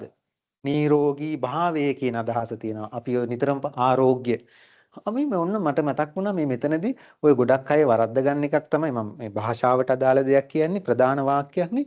අර ඔය ගොඩක් අය කියනවා මේ ආරෝග්‍ය කියන වචනේ තිබ්බහන්දා කියන්නේ ආරෝග්‍යා පරමාලාභා කියලා කියනවා. මොකද්ද කියන්නේ? ආරෝග්‍යා පරමාලාභා. හොඳින් මතක තියාගන්න ආරෝග්‍යා නෙමෙයි. මොකද්ද වචනේ? ආරෝග්‍ය පරමාලාභා. ආරෝග්‍යා කිව්වොත් වැරදි. ඒක එහෙම භාෂාවේ දෙන්නේ හොඳින් මතක තියාගන්න. දැන් ඔයාලා මේ ඉගෙන ගන්න ශිෂ්‍යෝනේ. දැන් ඔයාලගෙන් ඔය පාඩේ එහෙම ඔය පාඩේ අහනවා නිතරම. එතකොට තියෙන්නෙත් එහෙමයි. ආරෝග්‍යා පරමාලාභා. ඒක වැරදි. මොකද්ද හරි වාක්‍ය එතකොට? ආරෝග්‍ය පරමාලාභා. බාහිර දේවල් නෙමේ පාලි ඉගෙන ගන්නට අවශ්‍ය නිසා මම ඒ කිව්වේ ආරෝග්‍ය පරමාලාභා. ආරෝග්‍යා නෙමේ ඈ. හරි ඊළඟට සෙට්ටත්ත මුදුතා පුතුජනතා. හරි. ඊළඟට ඔන්න ඒක අපි එතනින් අවසන් කළා. ඊළඟට බලන්න අව්‍ය තද්දිතේ. අවසානික. මේ අව්‍ය කියලා කියන්නේ වර නොනැගෙන කියන එක නේද? මේ මෙන්න මේ ටික වර නැගෙන්නේ නැහැ. අව්‍ය තද්දිතේ. දැන් අව්‍ය තද්දිතේ කියන එකට තියෙනවා එක්කත්තුම් දාතා ඉත්ත කියලා. මේ බලන්න මෙන්න දැන් ඒක කියන එකට කත්තුම් ප්‍රත්‍ය එකතු වෙලා හැදුනේ මොකද්ද? ඒකක් කත්තුම්. මේ ඒකක් කත්තුම් කියන එක කවදාක්වත් වෙනස් වෙන්නේ නැහැ. ඒක හන්ද මේක උපසර්ග වලටද යන්නේ නිපාත පද වලටද?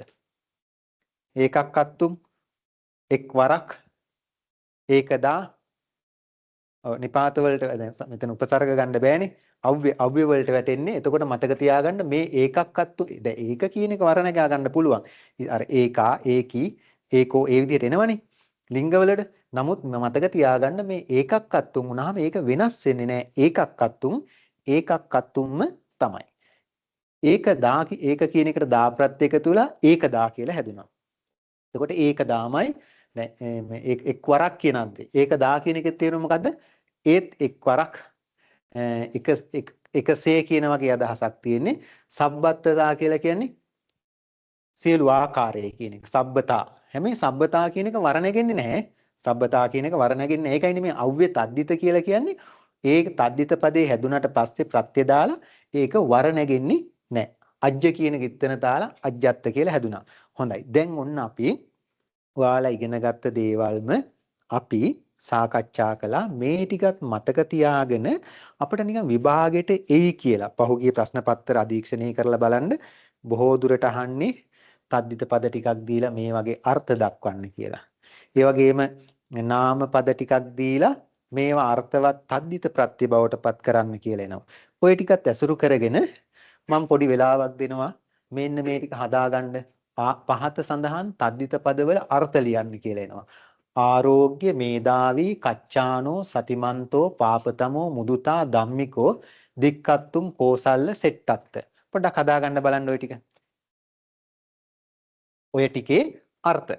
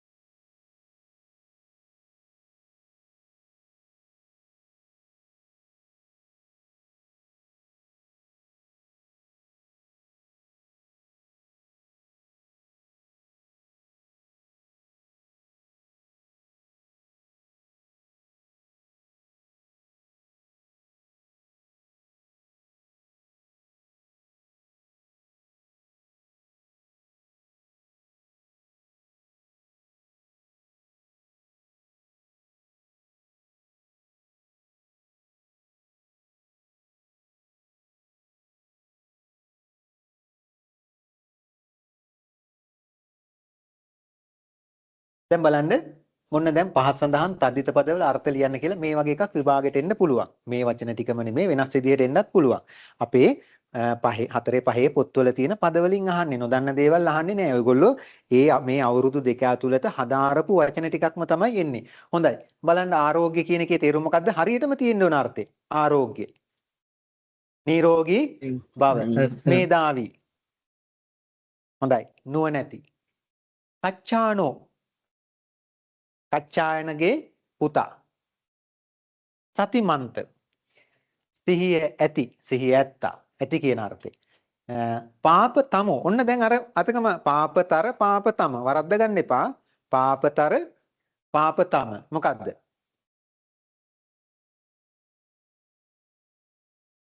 පාප මේ දෙදෙනෙක් අතරින් වඩා පාපී වූ තැනැත්තා. මුදුතා. මෘදු බව. දැන් නිකන් හිතන්නකෝ මුදුතා කියන මෘදු බව මොන තද්දිතේද දරෙන්නේ? බව. භාව තද්දිතේට. මොකද්ද? භාව අර්ථයෙන්ම අපිට තද්දිතේ හදාගන්න පුළුවන්. ඕක පොඩි වෙලාවක් යොදලා මොන ඔලුවට ගන්නකො මේක හරියට. එතකොට මේක මහ දෙයක් නෙමෙයි. ධම්මිකෝ. ධාර්මිකයා. ඔන්න දැන් බලන්න දික්කත්තු.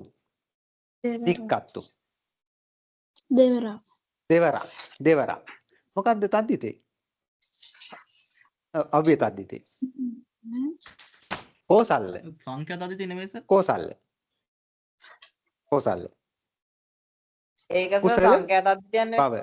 කුසල කියන අර්ථේ කුසල බව සෙට්ටත්ත. ශ්‍රේෂ්ඨයා කියන අදහස. මොකද්ද? ශ්‍රේෂ්ඨයා. ඉතින් බලන්නකෝ අපි එදිනදා අපේ මේ පොතේ අර 4 5 පන්තියේ පොත්වල තිබ්බ වචන වලින්ම තමයි විභාගෙට අහන්නේ. ඒ කියන්නේ ඔයාලා ඒක භාවිතා කරලා තියෙනවද? එහෙම අහන්නේ. දැන් මේක අර පේපර් ගත්තාම බලන්නකෝ. දැන් පස්වෙනි ප්‍රශ්නේ ගත්තොත් ඒකේ එක කොටසක් විදිහට තමයි මේවා දාන්නේ. තනිකර ප්‍රශ්නයක් විදිහට නෙමෙයි. ඒක හන්ද මේ දැනුම අපි සතුව තියෙන්න ඕනේ. අපි තව දැන් බලමු තව එකක්. මෙන්න මේ වගේ එකක් එන්න පුළුවන්. පහත ශබ්ද ප්‍රකෘතිය ඇසුරෙන් අර්ථවත් තද්දිත පද නිර්මාණය කරන්න. පාප, වීණා, මනස, ශරීර, දී, දස, සබ්බ, කුසල, අරෝග, කතඤ්ඤු කියලා තියෙනවා.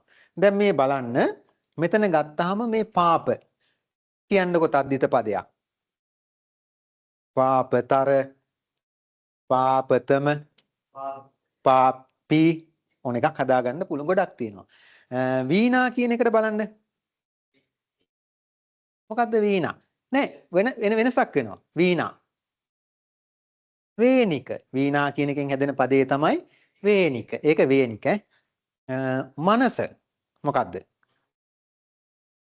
මනස අර නිකන් දීර්ඝ දාගත්තාම අපිට ඒක ඔටෝ වෙනවා අපිට.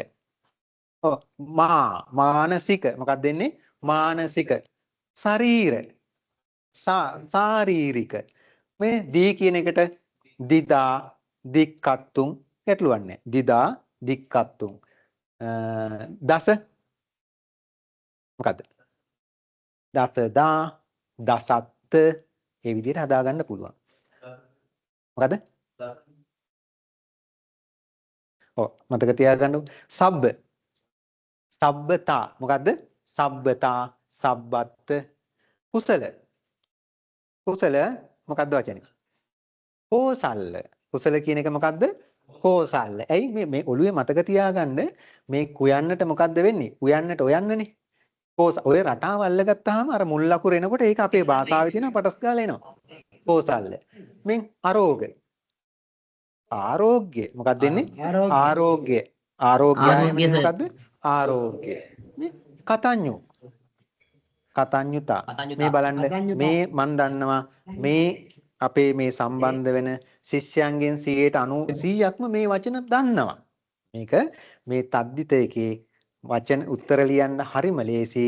මේ පොඩි දැනුමක් අවශ්‍ය වෙන්නේ. මේ දැනුමෙන් අපට විභාගෙදී වටිනා කියන ලකුණු ප්‍රමාණයක් එක් කර ගැනීමට පුළුවන්කම ලැබෙනවා. දැන් තද්දිත හැඳින්වීම මෙතනින් අවසන් කරනවා. අපි ඊළඟට යනවා මොකට මතද අපේ අධ්‍යක්ෂක හාමුදුරන් වහන්සේ මැටිබැමිය සුමන සාර හාමුදුරන් වහන්සේ මට භාර කළේ තද්දිත සහ කෘදන්ත පද පැහැදිලි කිරීමක් කරන්න කියලා දැන් තද්දිත පද පිළිබඳ හැඳින්වීම අවසන් කළා. කෘදන්ත පිළිබඳ ලොකු එකක් නේ, හරිම ලේසියි. ඔයාලා හදාarලා තියෙන පොඩි අභ්‍යාස ටිකක් අපි කරන්නේ. එතකොට දැන් තද්දිත් දැන් පැහැදිලි කරානේ. ඔයගොල්ලෝ ඉගෙන ගත්ත දේවල්ම තව දුරටත් අපි වර්ධනය කරගත්තා. ඒක දැන් අපේ හිතේ තියෙනවා. විභාගයට අර විදිහේ ප්‍රශ්න තමයි බොහෝ දුරට හැදෙන්නේ. ඔන්න ඕක ඔය ටික අපේ විභාගයට බොහෝ දුරට ප්‍රමාණවත් වෙයි කියලා හිතනවා. මේ තද්දිත පිළිබඳ මොකක් හරි ගැටලුවක් තියෙනවද කාට හරි?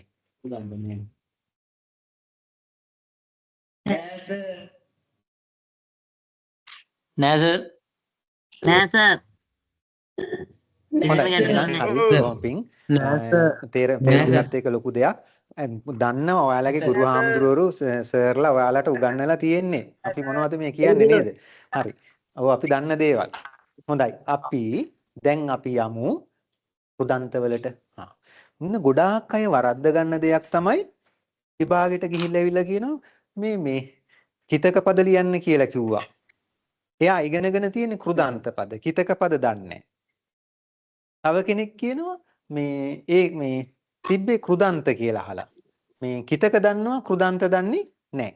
හොඳට මතක තියාගන්න කිතක කිව්වත් කෘදන්ත කිව්වත් මේ දෙකම එකයි. කිතක පද කියන්නේත් කෘදන්ත පද කියන්නේත් දෙකම එකයි. දැන් අපි මෙච්චර වෙලා තද්දිත කතා කළානේ. තද්දිත කියලා කියන්නේ නාමයකට අර්ථවත් ප්‍රත්‍ය එකතු කිරීම. කෘදන්ත කියලා කියන්නේ මතක තියාගන්න ධාතුවකට නිකන් සිංහලෙන් මතක තියාගන්නකෝ. කෘදන්ත කියන්නේ මොකද්ද කියලා? කෘදන්ත කියන්නේ මොකද්ද? ධාතුවකට අර්ථවත් ප්‍රත්‍ය එකතු කිරීමෙන් සාදා ගනු ලබන පද කෘදන්ත නම් වේ. ඔකොළුවේ තියාගන්න. අර තද්දිත හැඳින් අපි අර කලින් සර්ලා කළානේ. සංදි කියන්නේ මොනවද? සමාස කියන්නේ මොනවද? ඒ දැන් අපි තද්දිත ඉගෙන ගත්තා. ඒ වගේ කිතක වලටත් නැත්නම් කෘදන්ත වලට මතක තියාගන්න කෙටියෙන් කොහොමද? ධාතුවකට කියන්න බලන්න. ධාතුවකට අර්ථවත් ප්‍රත්‍ය එකතු කිරීමෙන් සාදා ගනු ලබන පද කෘදන්ත නම් වේ. ඔය මතකයේ හාමුදුරුවෝ ජීවිතේ මැරෙන කල්ලම ඕක වෙනස් වෙන්නේ නැහැ. කවුරු හරි කෘදන්ත කියන්නේ මොකද්ද කියලා ඇහුවොත් මොකද කියන්නේ?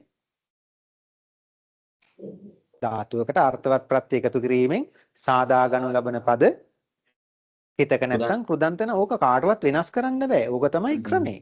ඔය පාඩේ මතක තියාගන්න. ඕක ජීවිතේ මැරෙන කල්ලා ඕකට අලුත් දේවල් එකතු කරන්නත් බෑ. මූලික හැඳින්වීම. ධාතුවකට අර්ථවත් ප්‍රත්‍ය එකතු කිරීමෙන් සාදා ගනු ලබන පද කෘදන්ත නම් වේ. පැහැදිලිද? එහෙනම් මේක වෙන්නේ මේ බලන්නකො අපි උදාහරණයක්. දැන් මේක මට මතකයි විභාගෙට අහලා තිබ්බා. හිතක හඳුන්නා උදාහරණ. හිතක හඳුන්වන්න කියලා උදාහරණයක් සහිත. එතකොට මේ පොඩි දෙයක් වෙයි. ඉතින් බලන්නකො ඔන්න මේ කර ධාතුව තියෙනවා. කර ධාතුවට මාන කියන ප්‍රත්‍ය එකතු කළා. මොකද්ද හැදුනේ? කරමාන. මොකද්ද? කර ධාතුව කරමාන. වන්ද කියන එකට මාන ප්‍රත්‍ය එකතු වෙලා මොකද්ද හැදුනේ?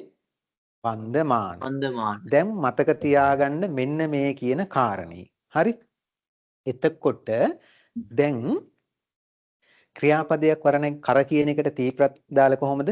කරෝති, කරොන්ති, කරෝසි, කරෝත. මේවා මේ දැන් මේ මෙතන ධාතුව තිබ්බට මේ කෘදන්ත ප්‍රත්‍ය ආපුවාම මේක ක්‍රියාපදයක් නෙමෙයි. මොකද්ද වෙන්නේ?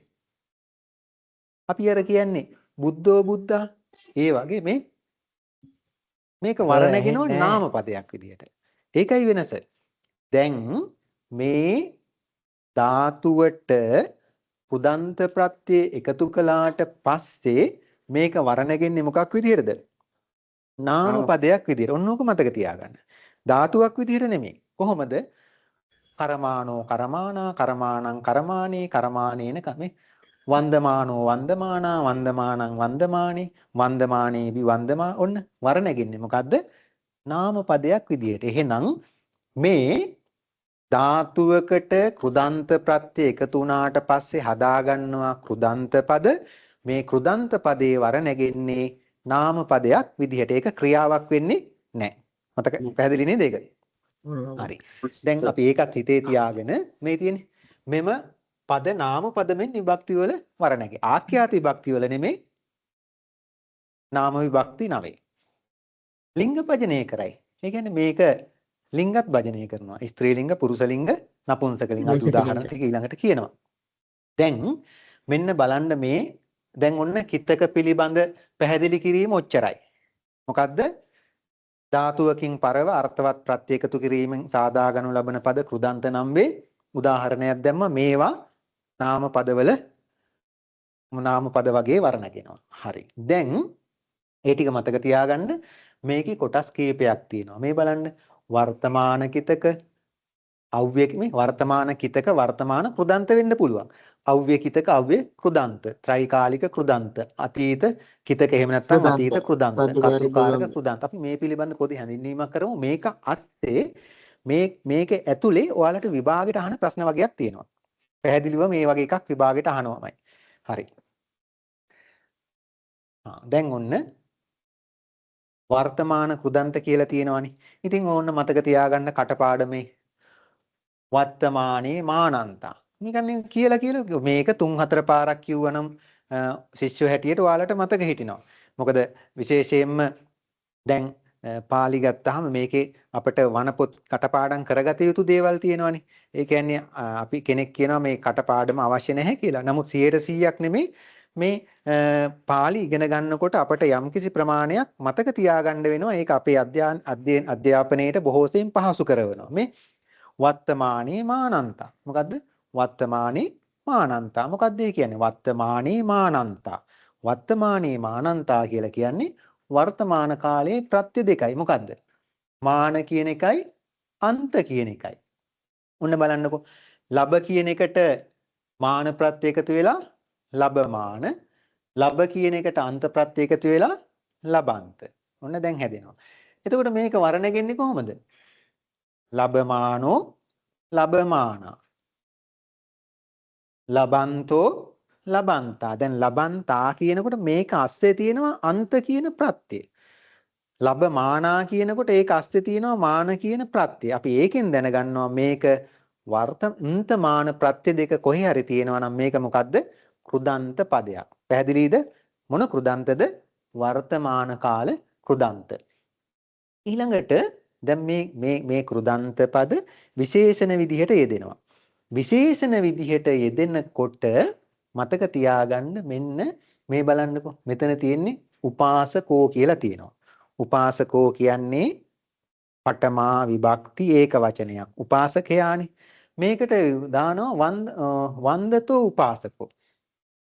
වඳින්නා වූ උපාසකයා. ඇයි මෙතන වන්දතෝ කියලා කිව්වේ? මේ උපාසකෝ කියන්නේ පඨමා විභක්ති ඒක වචන. ඒකට අනුව මෙතනක් දාගත්ත මොකද්ද? පඨමා විභක්ති ඒක මෙහෙමයි. වන්දතෝ වන්දන්තෝ වන්දන්තා එහෙමයිනේ.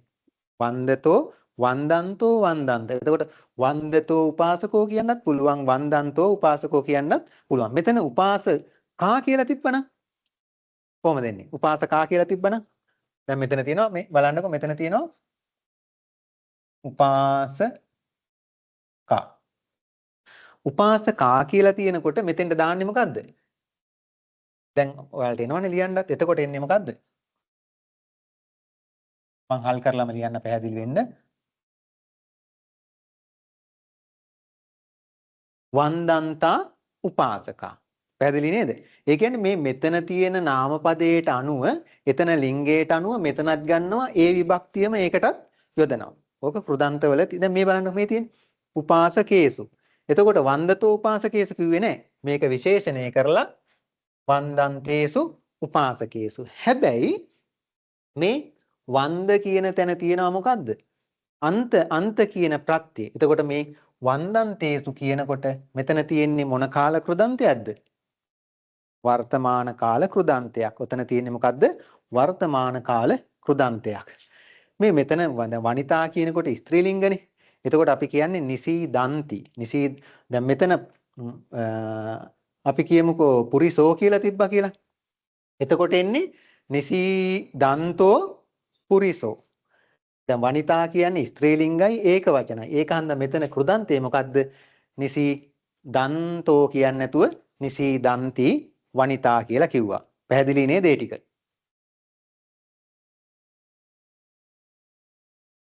හරි. අපි ඊළඟට බලමු මෙන්න මේක තමයි අතිශයින්ම ඔයාලට වැදගත්ම කොටස. බලන්න පහුගිය පේපර් වල මේ පූර්ව ක්‍රියා මොනවද මේ තියෙන්නේ? මතක තියාගන්න තුමන්තක් මේ පූර්ව ක්‍රියා. මොනවද? පූර්ව ක්‍රියා. ඒවා අයිති වෙන්නේත් මොනවටද? කෘදන්තව. අපි පූර්ව ක්‍රියා කියන එක වෙනම ගත්තට ඇත්තටම මේක අයිති වෙන්නේ මොනවටද? කෘදන්තවලට. පූර්ව ක්‍රියා කියන්නේ මොකද්ද? කෘදන්තවලට කෘදන්තවල එක්තරා කොටසක් තමයි පූර්ව ක්‍රියා. අපි ඒකට කියනවා දැන් අව්‍යකිතකනේ. අව්‍යකිතක කියන එකට වැටෙන්නේ මොකද්ද? මේ පූර්ව ක්‍රියා වැටෙනවා, තුමන්ත ක්‍රියා වැටෙනවා. මේ පිළිබඳ හොඳ දැනුමක් තියෙන්න ඕන. යට අභ්‍යාසයක් තියෙනවා. ඒක මේක අපි ඇතුළත් කරලා තියෙනවා. දැන් මෙහෙම මතක තියාගන්නකෝ. පිරිවන් සාමාන්‍ය පෙළ විභාගයේ ලියන ශිෂ්‍යයන්ට පූර්ව ක්‍රියා පිළිබඳ මනා අවබෝධයක් තිබිය යුතුයි. මෙතෙක් කල් ඉගෙනගෙන තියෙනවා පූර්ව ක්‍රියා ප්‍රත්‍ය ප්‍රදාන වශයෙන් කීයක් තියෙනවද? තූණත් තානත් තා. කීයද? තූණ තාන තා. ඕනම පදයක් පූර්ව ක්‍රියාවක් කරනකොට තූණ තාන තා කියන ප්‍රත්‍ය තූණත් තානත් තා. මේ බලන්න තූණ තාන තා. දැන් බලන්න පච කියන ධාතුවට තූණ පචිතූණ. පච කියන ධාතුවට ත්වාන පචිත්වාන. ඊට පස්සේ ත්වා කියන ප්‍රත්‍ය පචිත්වා. මෙන්න මේ එතකොට මෙන්න මේ කියන හතර ප්‍රධානයි. තූණත්වානත්වා තූණත්වානත්වා.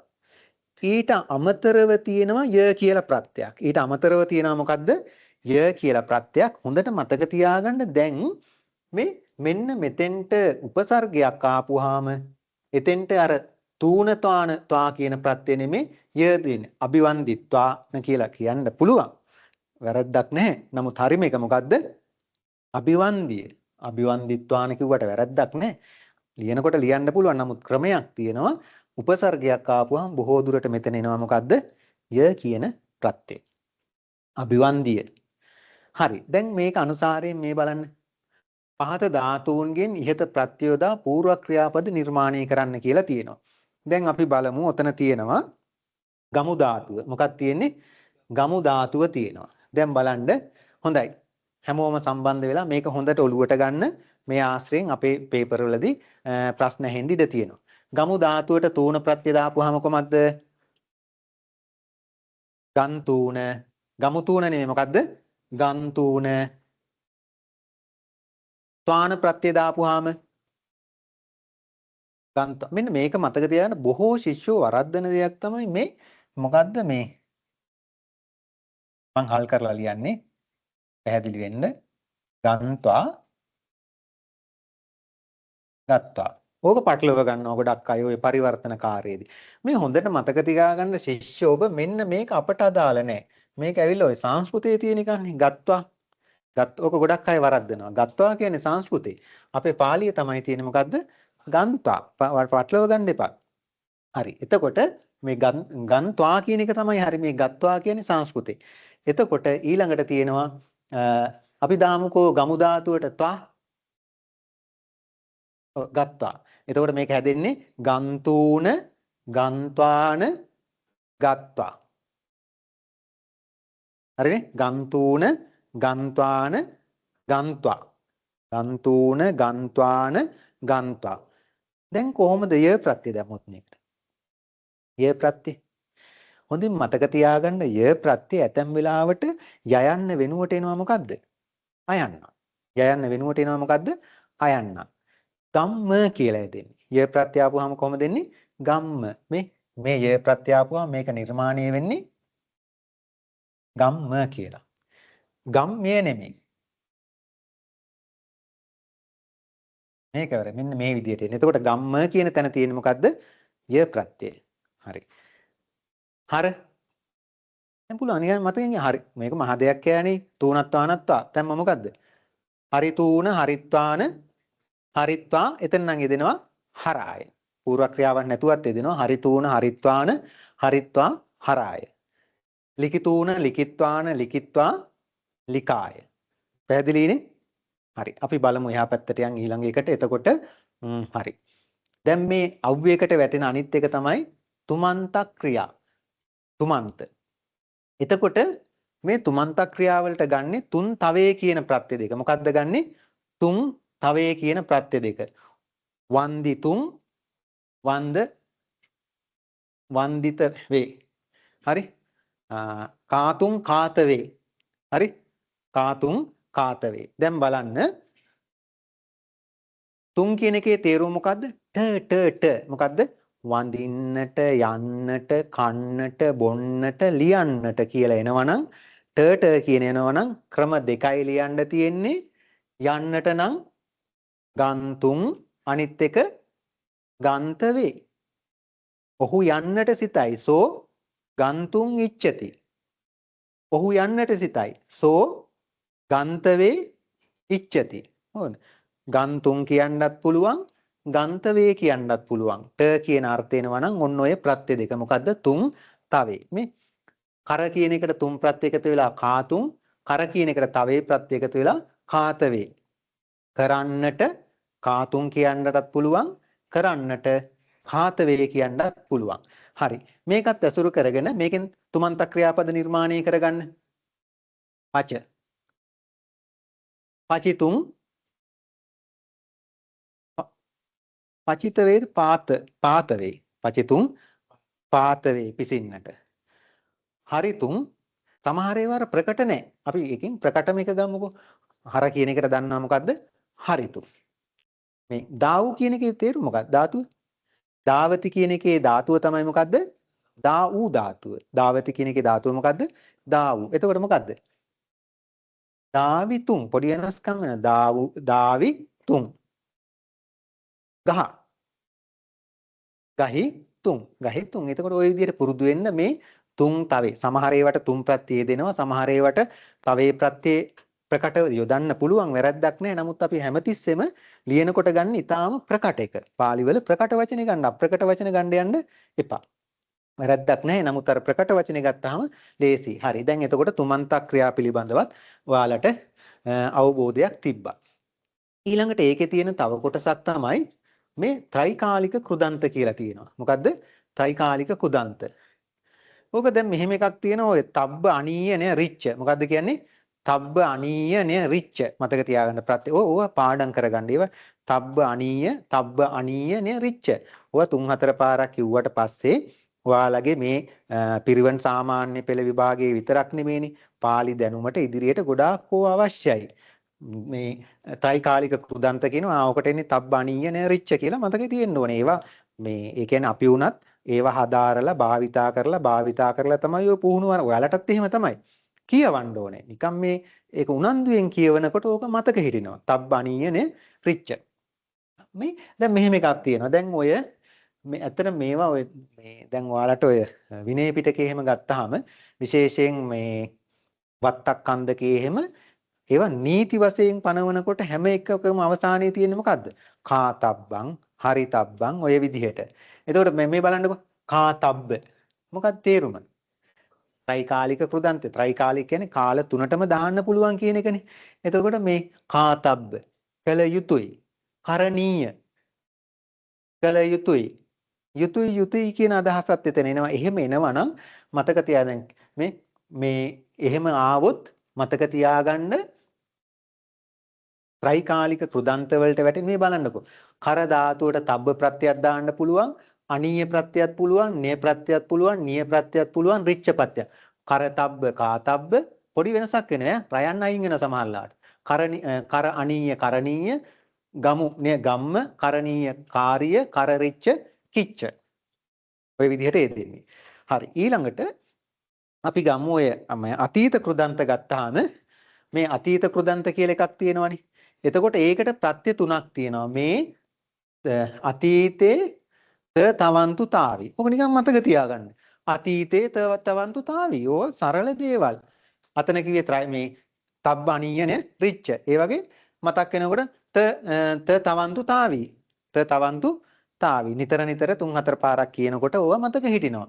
මේ බලන්න බුජත කියන එක බුක්ත. බුජ කියන එකට තාවි බුක්තාවි. බුජ තවන්තු බුක්තවන්ත. ඒ කියන්නේ දැන් මෙහෙමනේ. ඕක දෙන්නේ දැන් බුක්ත කියන එක අපි ගමුකෝ පුරුෂයෙක් ඉන්නවා. අපි කියනවා බුක්තෝ පුරිසෝ. මොකද්ද කියන්නේ? බුක්තෝ පුරිසෝ. ඒ කියන්නේ මොකද්ද? කෑ පුරුෂයා. අනුභව කළ පුරුෂයා. එතකොට අතීතාර්ථයක් ගෙන දෙන්නේ. ඒ අතීතාර්ථය ගෙන දෙන්න තාවි තවන්තු කියන ප්‍රත්‍ය ටික තමයි යෙදෙන්නේ. හරි. ඊළඟට ඔය ටික තමයි උතන ප්‍රධාන වෙන්නේ. අපි තව ඔය කතෘකාරක කියලා ටිකක් තියෙනවා. දායක. දැන් මේ බලන්නකෝ. දැන් දායක කියන එක මොන පදයක්ද? කෘදන්තයක්. මෙහෙම හිතා ගන්නකො අර මුල ස්වරූපය හරිම සරල දෙයක් තියෙනවා. නාම පදයක් තියෙනවා. හැබැයි නාමයක් නාම පදයක් විදිහට තියෙනවා. මේකෙන් ක්‍රියාපදය හදාගන්න පුළුවන් නම් ඒක මොකද්ද? කෘදන්ත පදයක්. මේ බලන්න දායක කියන එක මොකක්ද? අර දදාති කියලා තියෙන්නේ දෙන්න. දදාති කියන ක්‍රියාපදේ මෙන්න දායකෝ කියලා නාම පදයක් කරලා තියෙනවා. සුනාති කියන වචනේ ශාවකෝ කියලා තියෙනවා. ඔය රටාව අල්ලගත්තාම මේක මහ දෙයක් නෙමෙයි. දාන කියන වචනේ දදාති කියන එකෙන් මොකද්ද?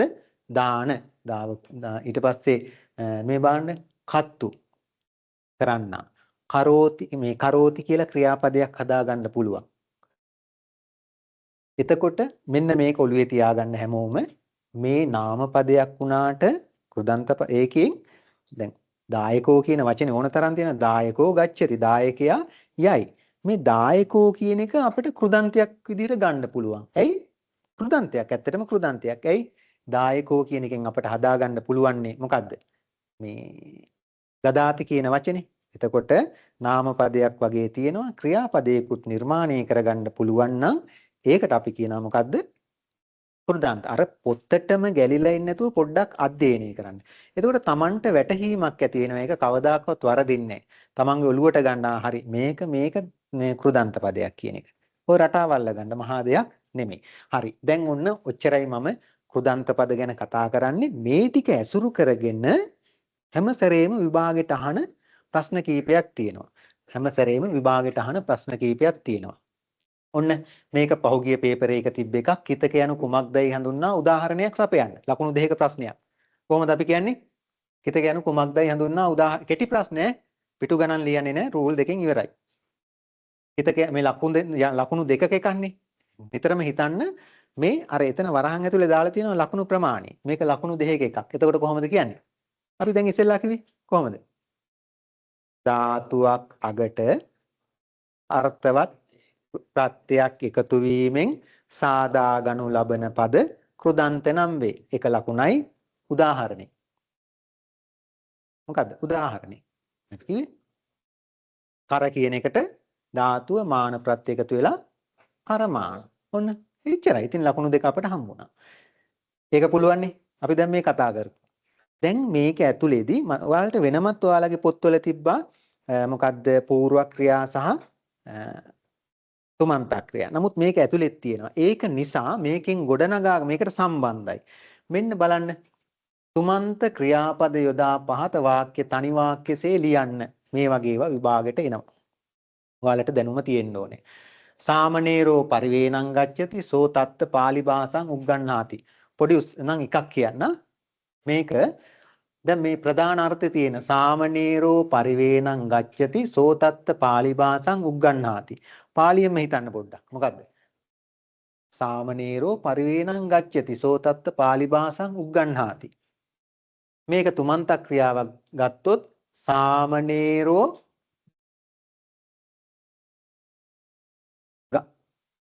ගච්ඡති කියන එක තුමන්ත ක්‍රියාවක් කරනකොට කොහොමද?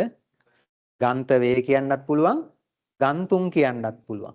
සාමනීරෝ පරිවේණං ගන්තුම් මේක අයින් කරනවා. පාලි භාසං උග්ගණ්හාති. සාමනීරෝ පරිවේණං ගන්තුම් පාලි භාසං උග්ගණ්හාති. එතකොට මෙන්න මේක අයින් වෙනවා. ඒක දැම්මොත් ඒක අසාර්ථයි. හරියන්නේ නැහනේ. ක්‍රමය අල්ලගන්න. සාමනීරෝ මෙතන ගච්ඡති කියන එක මොකද්ද? තුමන්ත ක්‍රියාව විදනවා. ගන්තුම්. ඉතින් කෙනෙකුට දාන්න පුළුවන් සාමනීරෝ පරිවේණං ගන්තුම් පාලි භාසං උග්ගණ්හාති. තවත් අර ප්‍රත්‍ය දෙකක් තිබ්බනේ. තුන් තවේ දැම්මොත් කොහොමද? සාමනේරෝ පරිවේණං ගන්තවේ. සාමනේරෝ පරිවේණං ගන්තවේ පාලි භාසං උග්ගණ්හාති. පැහැදිලිනේ? හදන්න ඉතුරු ටික.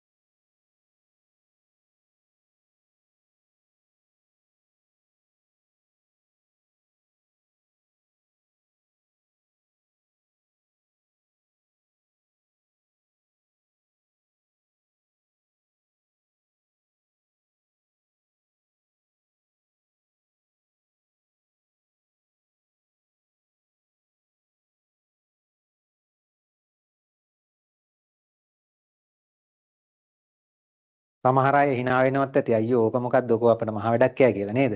ඇත්තටම මේක සරලයි නේද? දැන් මෙතන අපි කිව්වා සාමනේරෝ පරිවේණං ගන්තුන් පාලි භාසං උග්ගණ්හාති. දැන් ඔන්න මේ අර ගන් හිතුම් කියන්නත් පුළුවන්. නෑ. එතකොට ගන්න වේ කියන අදහස. ගන්තුම්මයි. මොකක්ද දෙන්නේ? ගන්තුම්. අහං ගේහං ගච්ඡාමි ආහාරං පටියාදේමි. මොකද්ද? අහං ගේහං ගන්තුම් මේක කළා තුමන්ත ක්‍රියාව. අහං ගේහං ගන්තුම් ආහාරං පටියාදේමි. ලේසි. පුරිසෝ නගරං ගච්ඡති සෝ නගරේ කම්මං කරෝති. පුරිසෝ කියන්නේ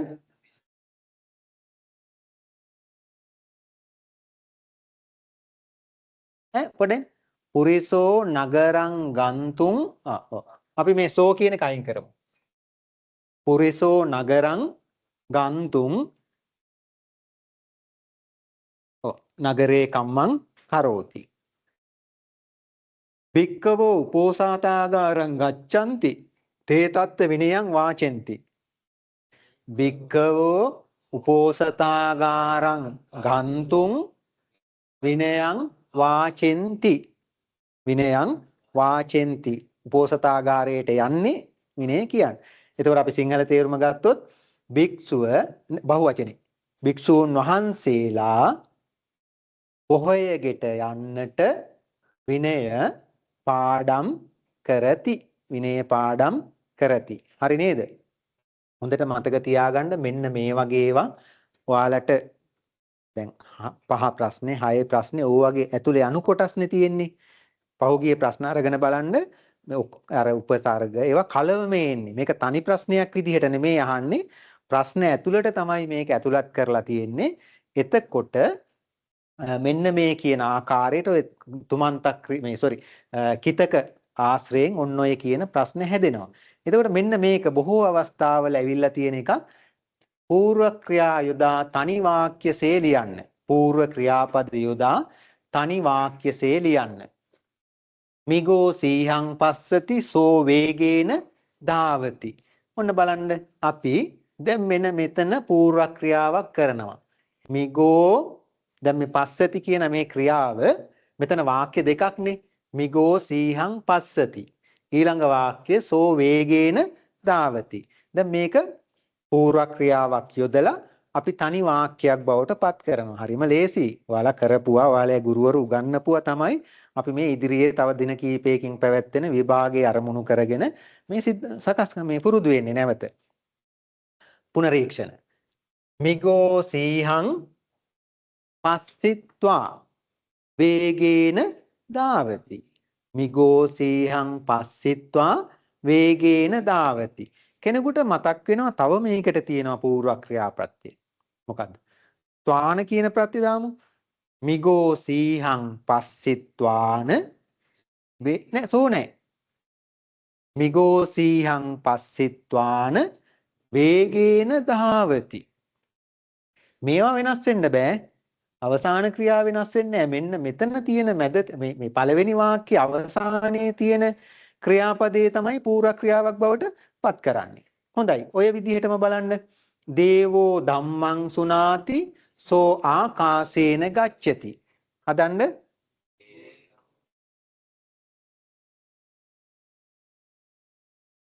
දේවෝ ධම්මං සුත්වා ආකාසේන ගච්ඡති. දේවෝ ධම්මං සුත්වාන ආකාසේන ගච්ඡති. හොඳ අර ප්‍රකටම එක දාන්න. දැන් පැටලිලි වගේ එනවා නම් දේවෝ ධම්මං සුත්වා ආකාසේන ගච්ඡති. අහං පිණ්ඩාය චරාමි අහං විහාරං පවිසාමි. අහං පිණ්ඩාය චරාමි අහං විහාරං පවිසාමි. බලන්න.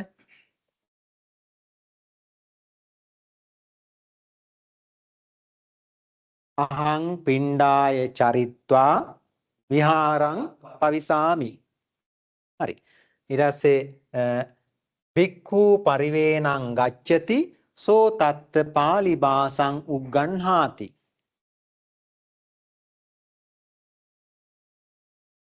ගත්වා නෙමෙයි. ගන්්වා. ගච්ඡති කියන එක මම ඉස්සෙල්ලා කිව්වේ ගත්වා. භික්ඛු පරිවේණං ගන්්වා. මේ විදිහට වෙන්න ඕනේ. ගන්්වා. භික්ඛු පරිවේණං ගන්්වා තත්ත පාලි භාසං උග්ගණ්හාති. ඔය විදිහට එන්නේ.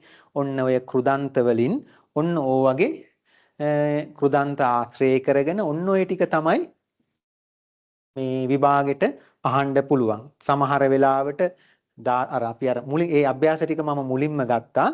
අර කිව්වේ ධාතු ටිකක් දීලා මේවා වර්තමාන කෘදන්ත අතීත කෘදන්ත කියලා හදන්න කියලා කිව්වේ. එතකොට මතක තියාගන්න තුමන්ත ක්‍රියා. මොකද්ද?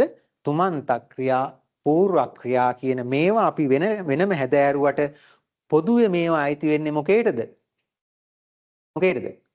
කෘදන්ත. එහෙම නැත්නම් කිතක වලට. අපි කිතක කියලා වෙනම කතා කරන්නේ ප්‍රධාන ඒවානේ.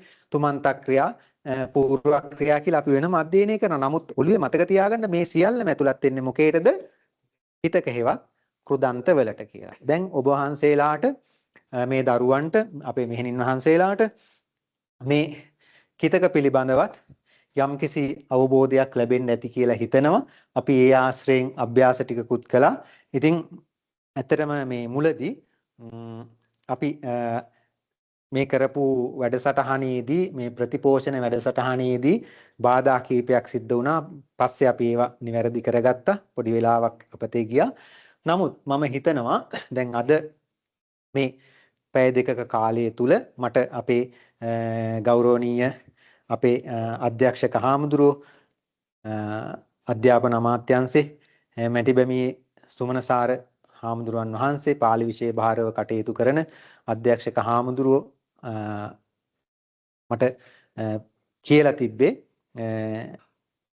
හිතක සහ කෘදන්ත පිළිබඳව සාකච්ඡා කරන්නට කියලා. මොකද අපේ අනිත් ආචාර්යවරු ඒ තව දවස් දෙකක් තියෙනවනේ. ඒ දවස්වල සාකච්ඡා කරනවා. පහුගිය දවස්වල සාර්ථකව මේ වැඩසටහන් සිද්ධ වුණා. ඇත්තටම මෙහිදී දැන් ඔබ වහන්සේලා අපේ මෑණිවරු දූ දරුවෝ මේ පිළිබඳව යම්කිසි අවබෝධයක් ලබන්න ඇති කියලා හිතනවා. ඒක මම මේ ඇත්තටම ඔයාලට මේ අලුත් දෙයක් නෙමේ කිව්වේ. ඔයාලගේ පිරිවන්වල විද්‍යායතනවල ගුරුවරු උගන්වපු දේවල් නැවත මතක් කිරීමක් තමයි මෙතන සිද්ධ කළේ. අහලා තියෙන දේවල් තවදුරටත් වර්ධනය කර ගැනීමට විභාගයේ ආසන්න නිසා ඒ සිද්ධ කිරීම තමයි සිද්ධ කළේ.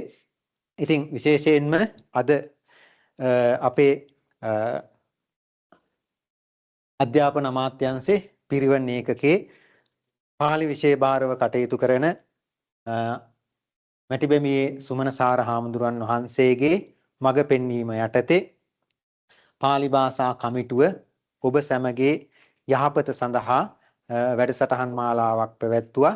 ඉතින් අපි බලාපොරොත්තු වෙන්නේ මේවා සිද්ධ කරන එකෙන් අපේ බලාපොරොත්තුව තමයි ඔබ වහන්සේලාගේ පාලි දැනුම වර්ධනය කිරීම සහ මේ පාලි විෂයෙන් හොඳ සාමාර්ථයක් ලබා ගන්න එක කියන්න කැමති. ඉදිරියේත් ඔබ වහන්සේලා ඉදිරි විභාගවලටත් අනිවාර්යයෙන්ම මේ පාලි වලට සම්බන්ධ වෙන්න. ඒකෙදි යා හැකි දුර බොහොමයි. ගත හැකි ප්‍රයෝජනත් අපේ දියුණුවට මෙන්ම අනුන්ගේ දියුණුවටද ඒකෙන් ගන්න පුළුවන් ප්‍රයෝජන බොහොමයි. විශේෂයෙන්ම අද මේ දේශනය පැහැදිලි කිරීම කරනකොට අස්කිරි මහා විහාර මහා පිරිවෙනෙහි පරිවෙනාධිපති හාමුදුරුවන් වහන්සේගේ පූර්ණ අධීක්ෂණය මේ සඳහා ලැබුණා. විශේෂයෙන්ම මෙහිදී තාක්ෂණික අංශයෙන් අපේ පිරිවෙනේ කම්පියුටර් පරිගණක ඒකකයේ භාරව කටයුතු කරන සිසිර කරුණාතිලක මහත්මයා සෑහෙන කැපකිරීමක් කරලා මේ අවස්ථාවට මට සහයෝගය ලබා දුන්න අනිත් ගුරුවරුත්. ඉතින් මේ අවස්ථාවේ ඒ අයටත් සිහිපත් කරනවා, පුණ්‍යානුමෝදනා සිද්ධ කරනවා.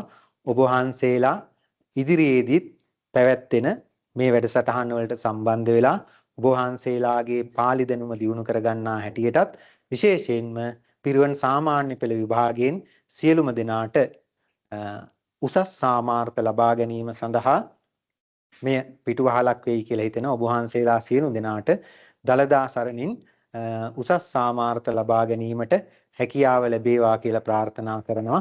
සියලු දෙනාටම තිසරණ සරණං භවතු. තෙරුවන් සරණයි සියලු දෙනාටම. අපේ ආනන්ද කුලසේකර සර්ට තෙරුවන් සරණයි. අද දවසේ ඉතාමත්ම වැදගත් මාතෘකාවක් අපි සාකච්ඡා කරන්නට යෙදුණා. තද්දිත හා කෘදන්ත මාතෘකාව යටතේ අද දේශනය සිද්ධ කරන්නට යෙදුනේ අස්කිරි මහා පිරිවෙනේ ප්‍රවීණාචාර්ය අපේ ආනන්ද කුලසේකර මහත්මයා. එතුමාටම අපි දුරකථනයෙන් ආරාධනා කරාට පස්සේ තාමත්ම ඕනකමින් මේ කාර්යය සඳහා අපේ මේ සත්කාර්යය සඳහා එතුමාගේ සම්පත්දායකත්වය ලබා දෙන්න යෙදුණා. අපි මුලින් ආරම්භක අවස්ථාවේ සම්බන්ධෙන්ට හදනකොට අපේ ආනන්ද සර් වැඩසටහන පටන් ගත්ත නිසා අපි එතන ඉඳන් පැහැදිලි කිරීමක් සිදු කරේ නැහැ. අද සිදු කරන්නට යෙදුනේ 4 වෙනි දිනේට අපි මේනකොට අක්ෂරමාලාව ඒ වාක්‍යෙම සංදි සමාස කියන මාතෘකා කතා කළා නිමාවටපත් වෙලා තියෙනවා.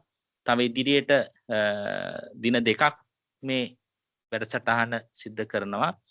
ඒ තමයි අවබෝධය හා අනිර්දිෂ්ට පරිවර්තනත් ඒ වාක්‍යෙම සාහිත්‍ය කියන පාලි සාහිත්‍ය කොටස කියන අපේ පිරිවෙන් සාපෙළ විභාගෙට මුල් වෙන ඒ මාතෘකාට සාකච්ඡා කිරීමට සූදානම් වෙනවා. ඒ නිසා මේ අවස්ථාවේදී මම පුණ්‍යානුමෝදනා සිදු කරනවා. මේ වැඩසටහන ආරම්භයේ ඉඳලම අපි විශාල දායකත්වයක් වේසක් කටයුතු පිරිසක් ඉන්නවා. විශේෂයෙන්ම මහනුවර අපේ විද්‍යාලෝක මූලික පිරිවෙනේ පරිවෙනාචාර්ය අපේ කොහොකුඹුරේ සුමනසාර ගෞරවනීය පණ්ඩිත හාමුදුරු, ඒ වගේම අපිට සමස්ත ලංකාවට මෙය බෙදා හැරීම සඳහා තාක්ෂණික මෙහෙවර අපට ලබා දෙන්නේ මහනුවර දිස්ත්‍රික් IT තාක්ෂණ වේදිය පිළිබඳ ගුරු උපදේශක අපේ අමරතුංග මහත්මයා. ඒ වගේම අද දවසේ සම්පත්දායකත්වය ලබා දෙන්න යෙදුණු අස්කිරි මහා පිරිවෙන්හි මහා විහාර පිරිවෙන්හි ප්‍රවීණාචාර්ය ආනන්ද කුලසේකර මහත්මයා. එනිසා එතුමා ඇතුළු අපේ ගෞරවනීය පණ්ඩිත හාමුදුරන් වහන්සේලා ඇතුළු සියලු දෙනාටම මම පුණ්‍යානුමෝදනා කරනවා. අපි සිස පොඩි හාමුදුරන් වහන්සේ ඔබ වහන්සේලාගේ දරුවන්ගේ මෙහෙණින් වහන්සේලාගේ පාලි විෂය දැනුමට තමයි අපි මේ වැඩසටහන සංවිධානය කළේ. සෑම දිස්ත්‍රික්කයකම මේ වෙනකොට සම්මන්ත්‍රණමාලා නිමාවටපත් වෙච්ච දිස්ත්‍රික් තියෙනවා. මේ දිනවල සමහර දිස්ත්‍රික්වල සම්මන්ත්‍රණ පැවැත්වෙනවා. ඊට අමතරව අපේ පරිවෙනාචාර්ය ගෞරවනීය පණ්ඩිත හාමුදුරන් වහන්සේලා පාලි විෂය බහර අපේ පරිවෙනාචාර්ය මහත්තුරු ඔබ වහන්සේලාට දරුවන්ට මෙහෙණින් වහන්සේලාට අවශ්‍ය මේ විෂය දැනුම ලබා දීලා තියෙන්නේ. ඒ නිසා අපේ ප්‍රධාන ඉලක්කය වෙන්නේ මේ 22 වෙනිදා ආරම්භ වන පිරිවෙන් සාපෙළ විභාගෙට සමගාමීව පාලි විෂයට අදාළ දැනුම නැත්නම් ඒ මඟ පෙන්වීම තමයි විභාග වලදී සිදු කළ යුතු කරුණු කාරණා සාකච්ඡා කිරීම තමයි අද දවසේ සිදු කරන්නට යෙදුනේ. ඒ නිසා මේ අවස්ථාවේදී අස්කිරි මහා පිරිවෙන්හි ගරු පරිවේනාධිපති පණ්ඩිත හාමුදුරන් වහන්සේගේ ඒ මඟ පෙන්වීම යටතේ අපි ආනන්ද කුලසේකර මහත්මයාට මේ කාර්ය සිද්ධ කරන්නට ඒ තාක්ෂණයේ සම්බන්ධ මහත්මයා සහයෝගය දැක්වුවා. ඒ හැමතත් ඒ වගේම මේ කටයුත්ත සඳහා සෑම අයෙකුගේම සහයෝගය දැක්වූ හැම දිනාටමත් පුණ්‍ය ආනුමෝදනා කරමින් අපි සිස පොඩි හාමුදුරන් වහන්සේලාට සිස මෙහෙණින් වහන්සේලාට දරුවන්ට තමන්ගේ ඒ ඉලක්ක කරා සම්මාන සාමාර්ථ ඇතු ඉහළින් පාලි විෂය සමත් වෙන්න ශක්තිය බලය ලැබේවා කියලා ආශිර්වාද කරමින් මම නිහඬ වෙනවා. සියලු දෙනාටම තෙරුවන් සරණයි.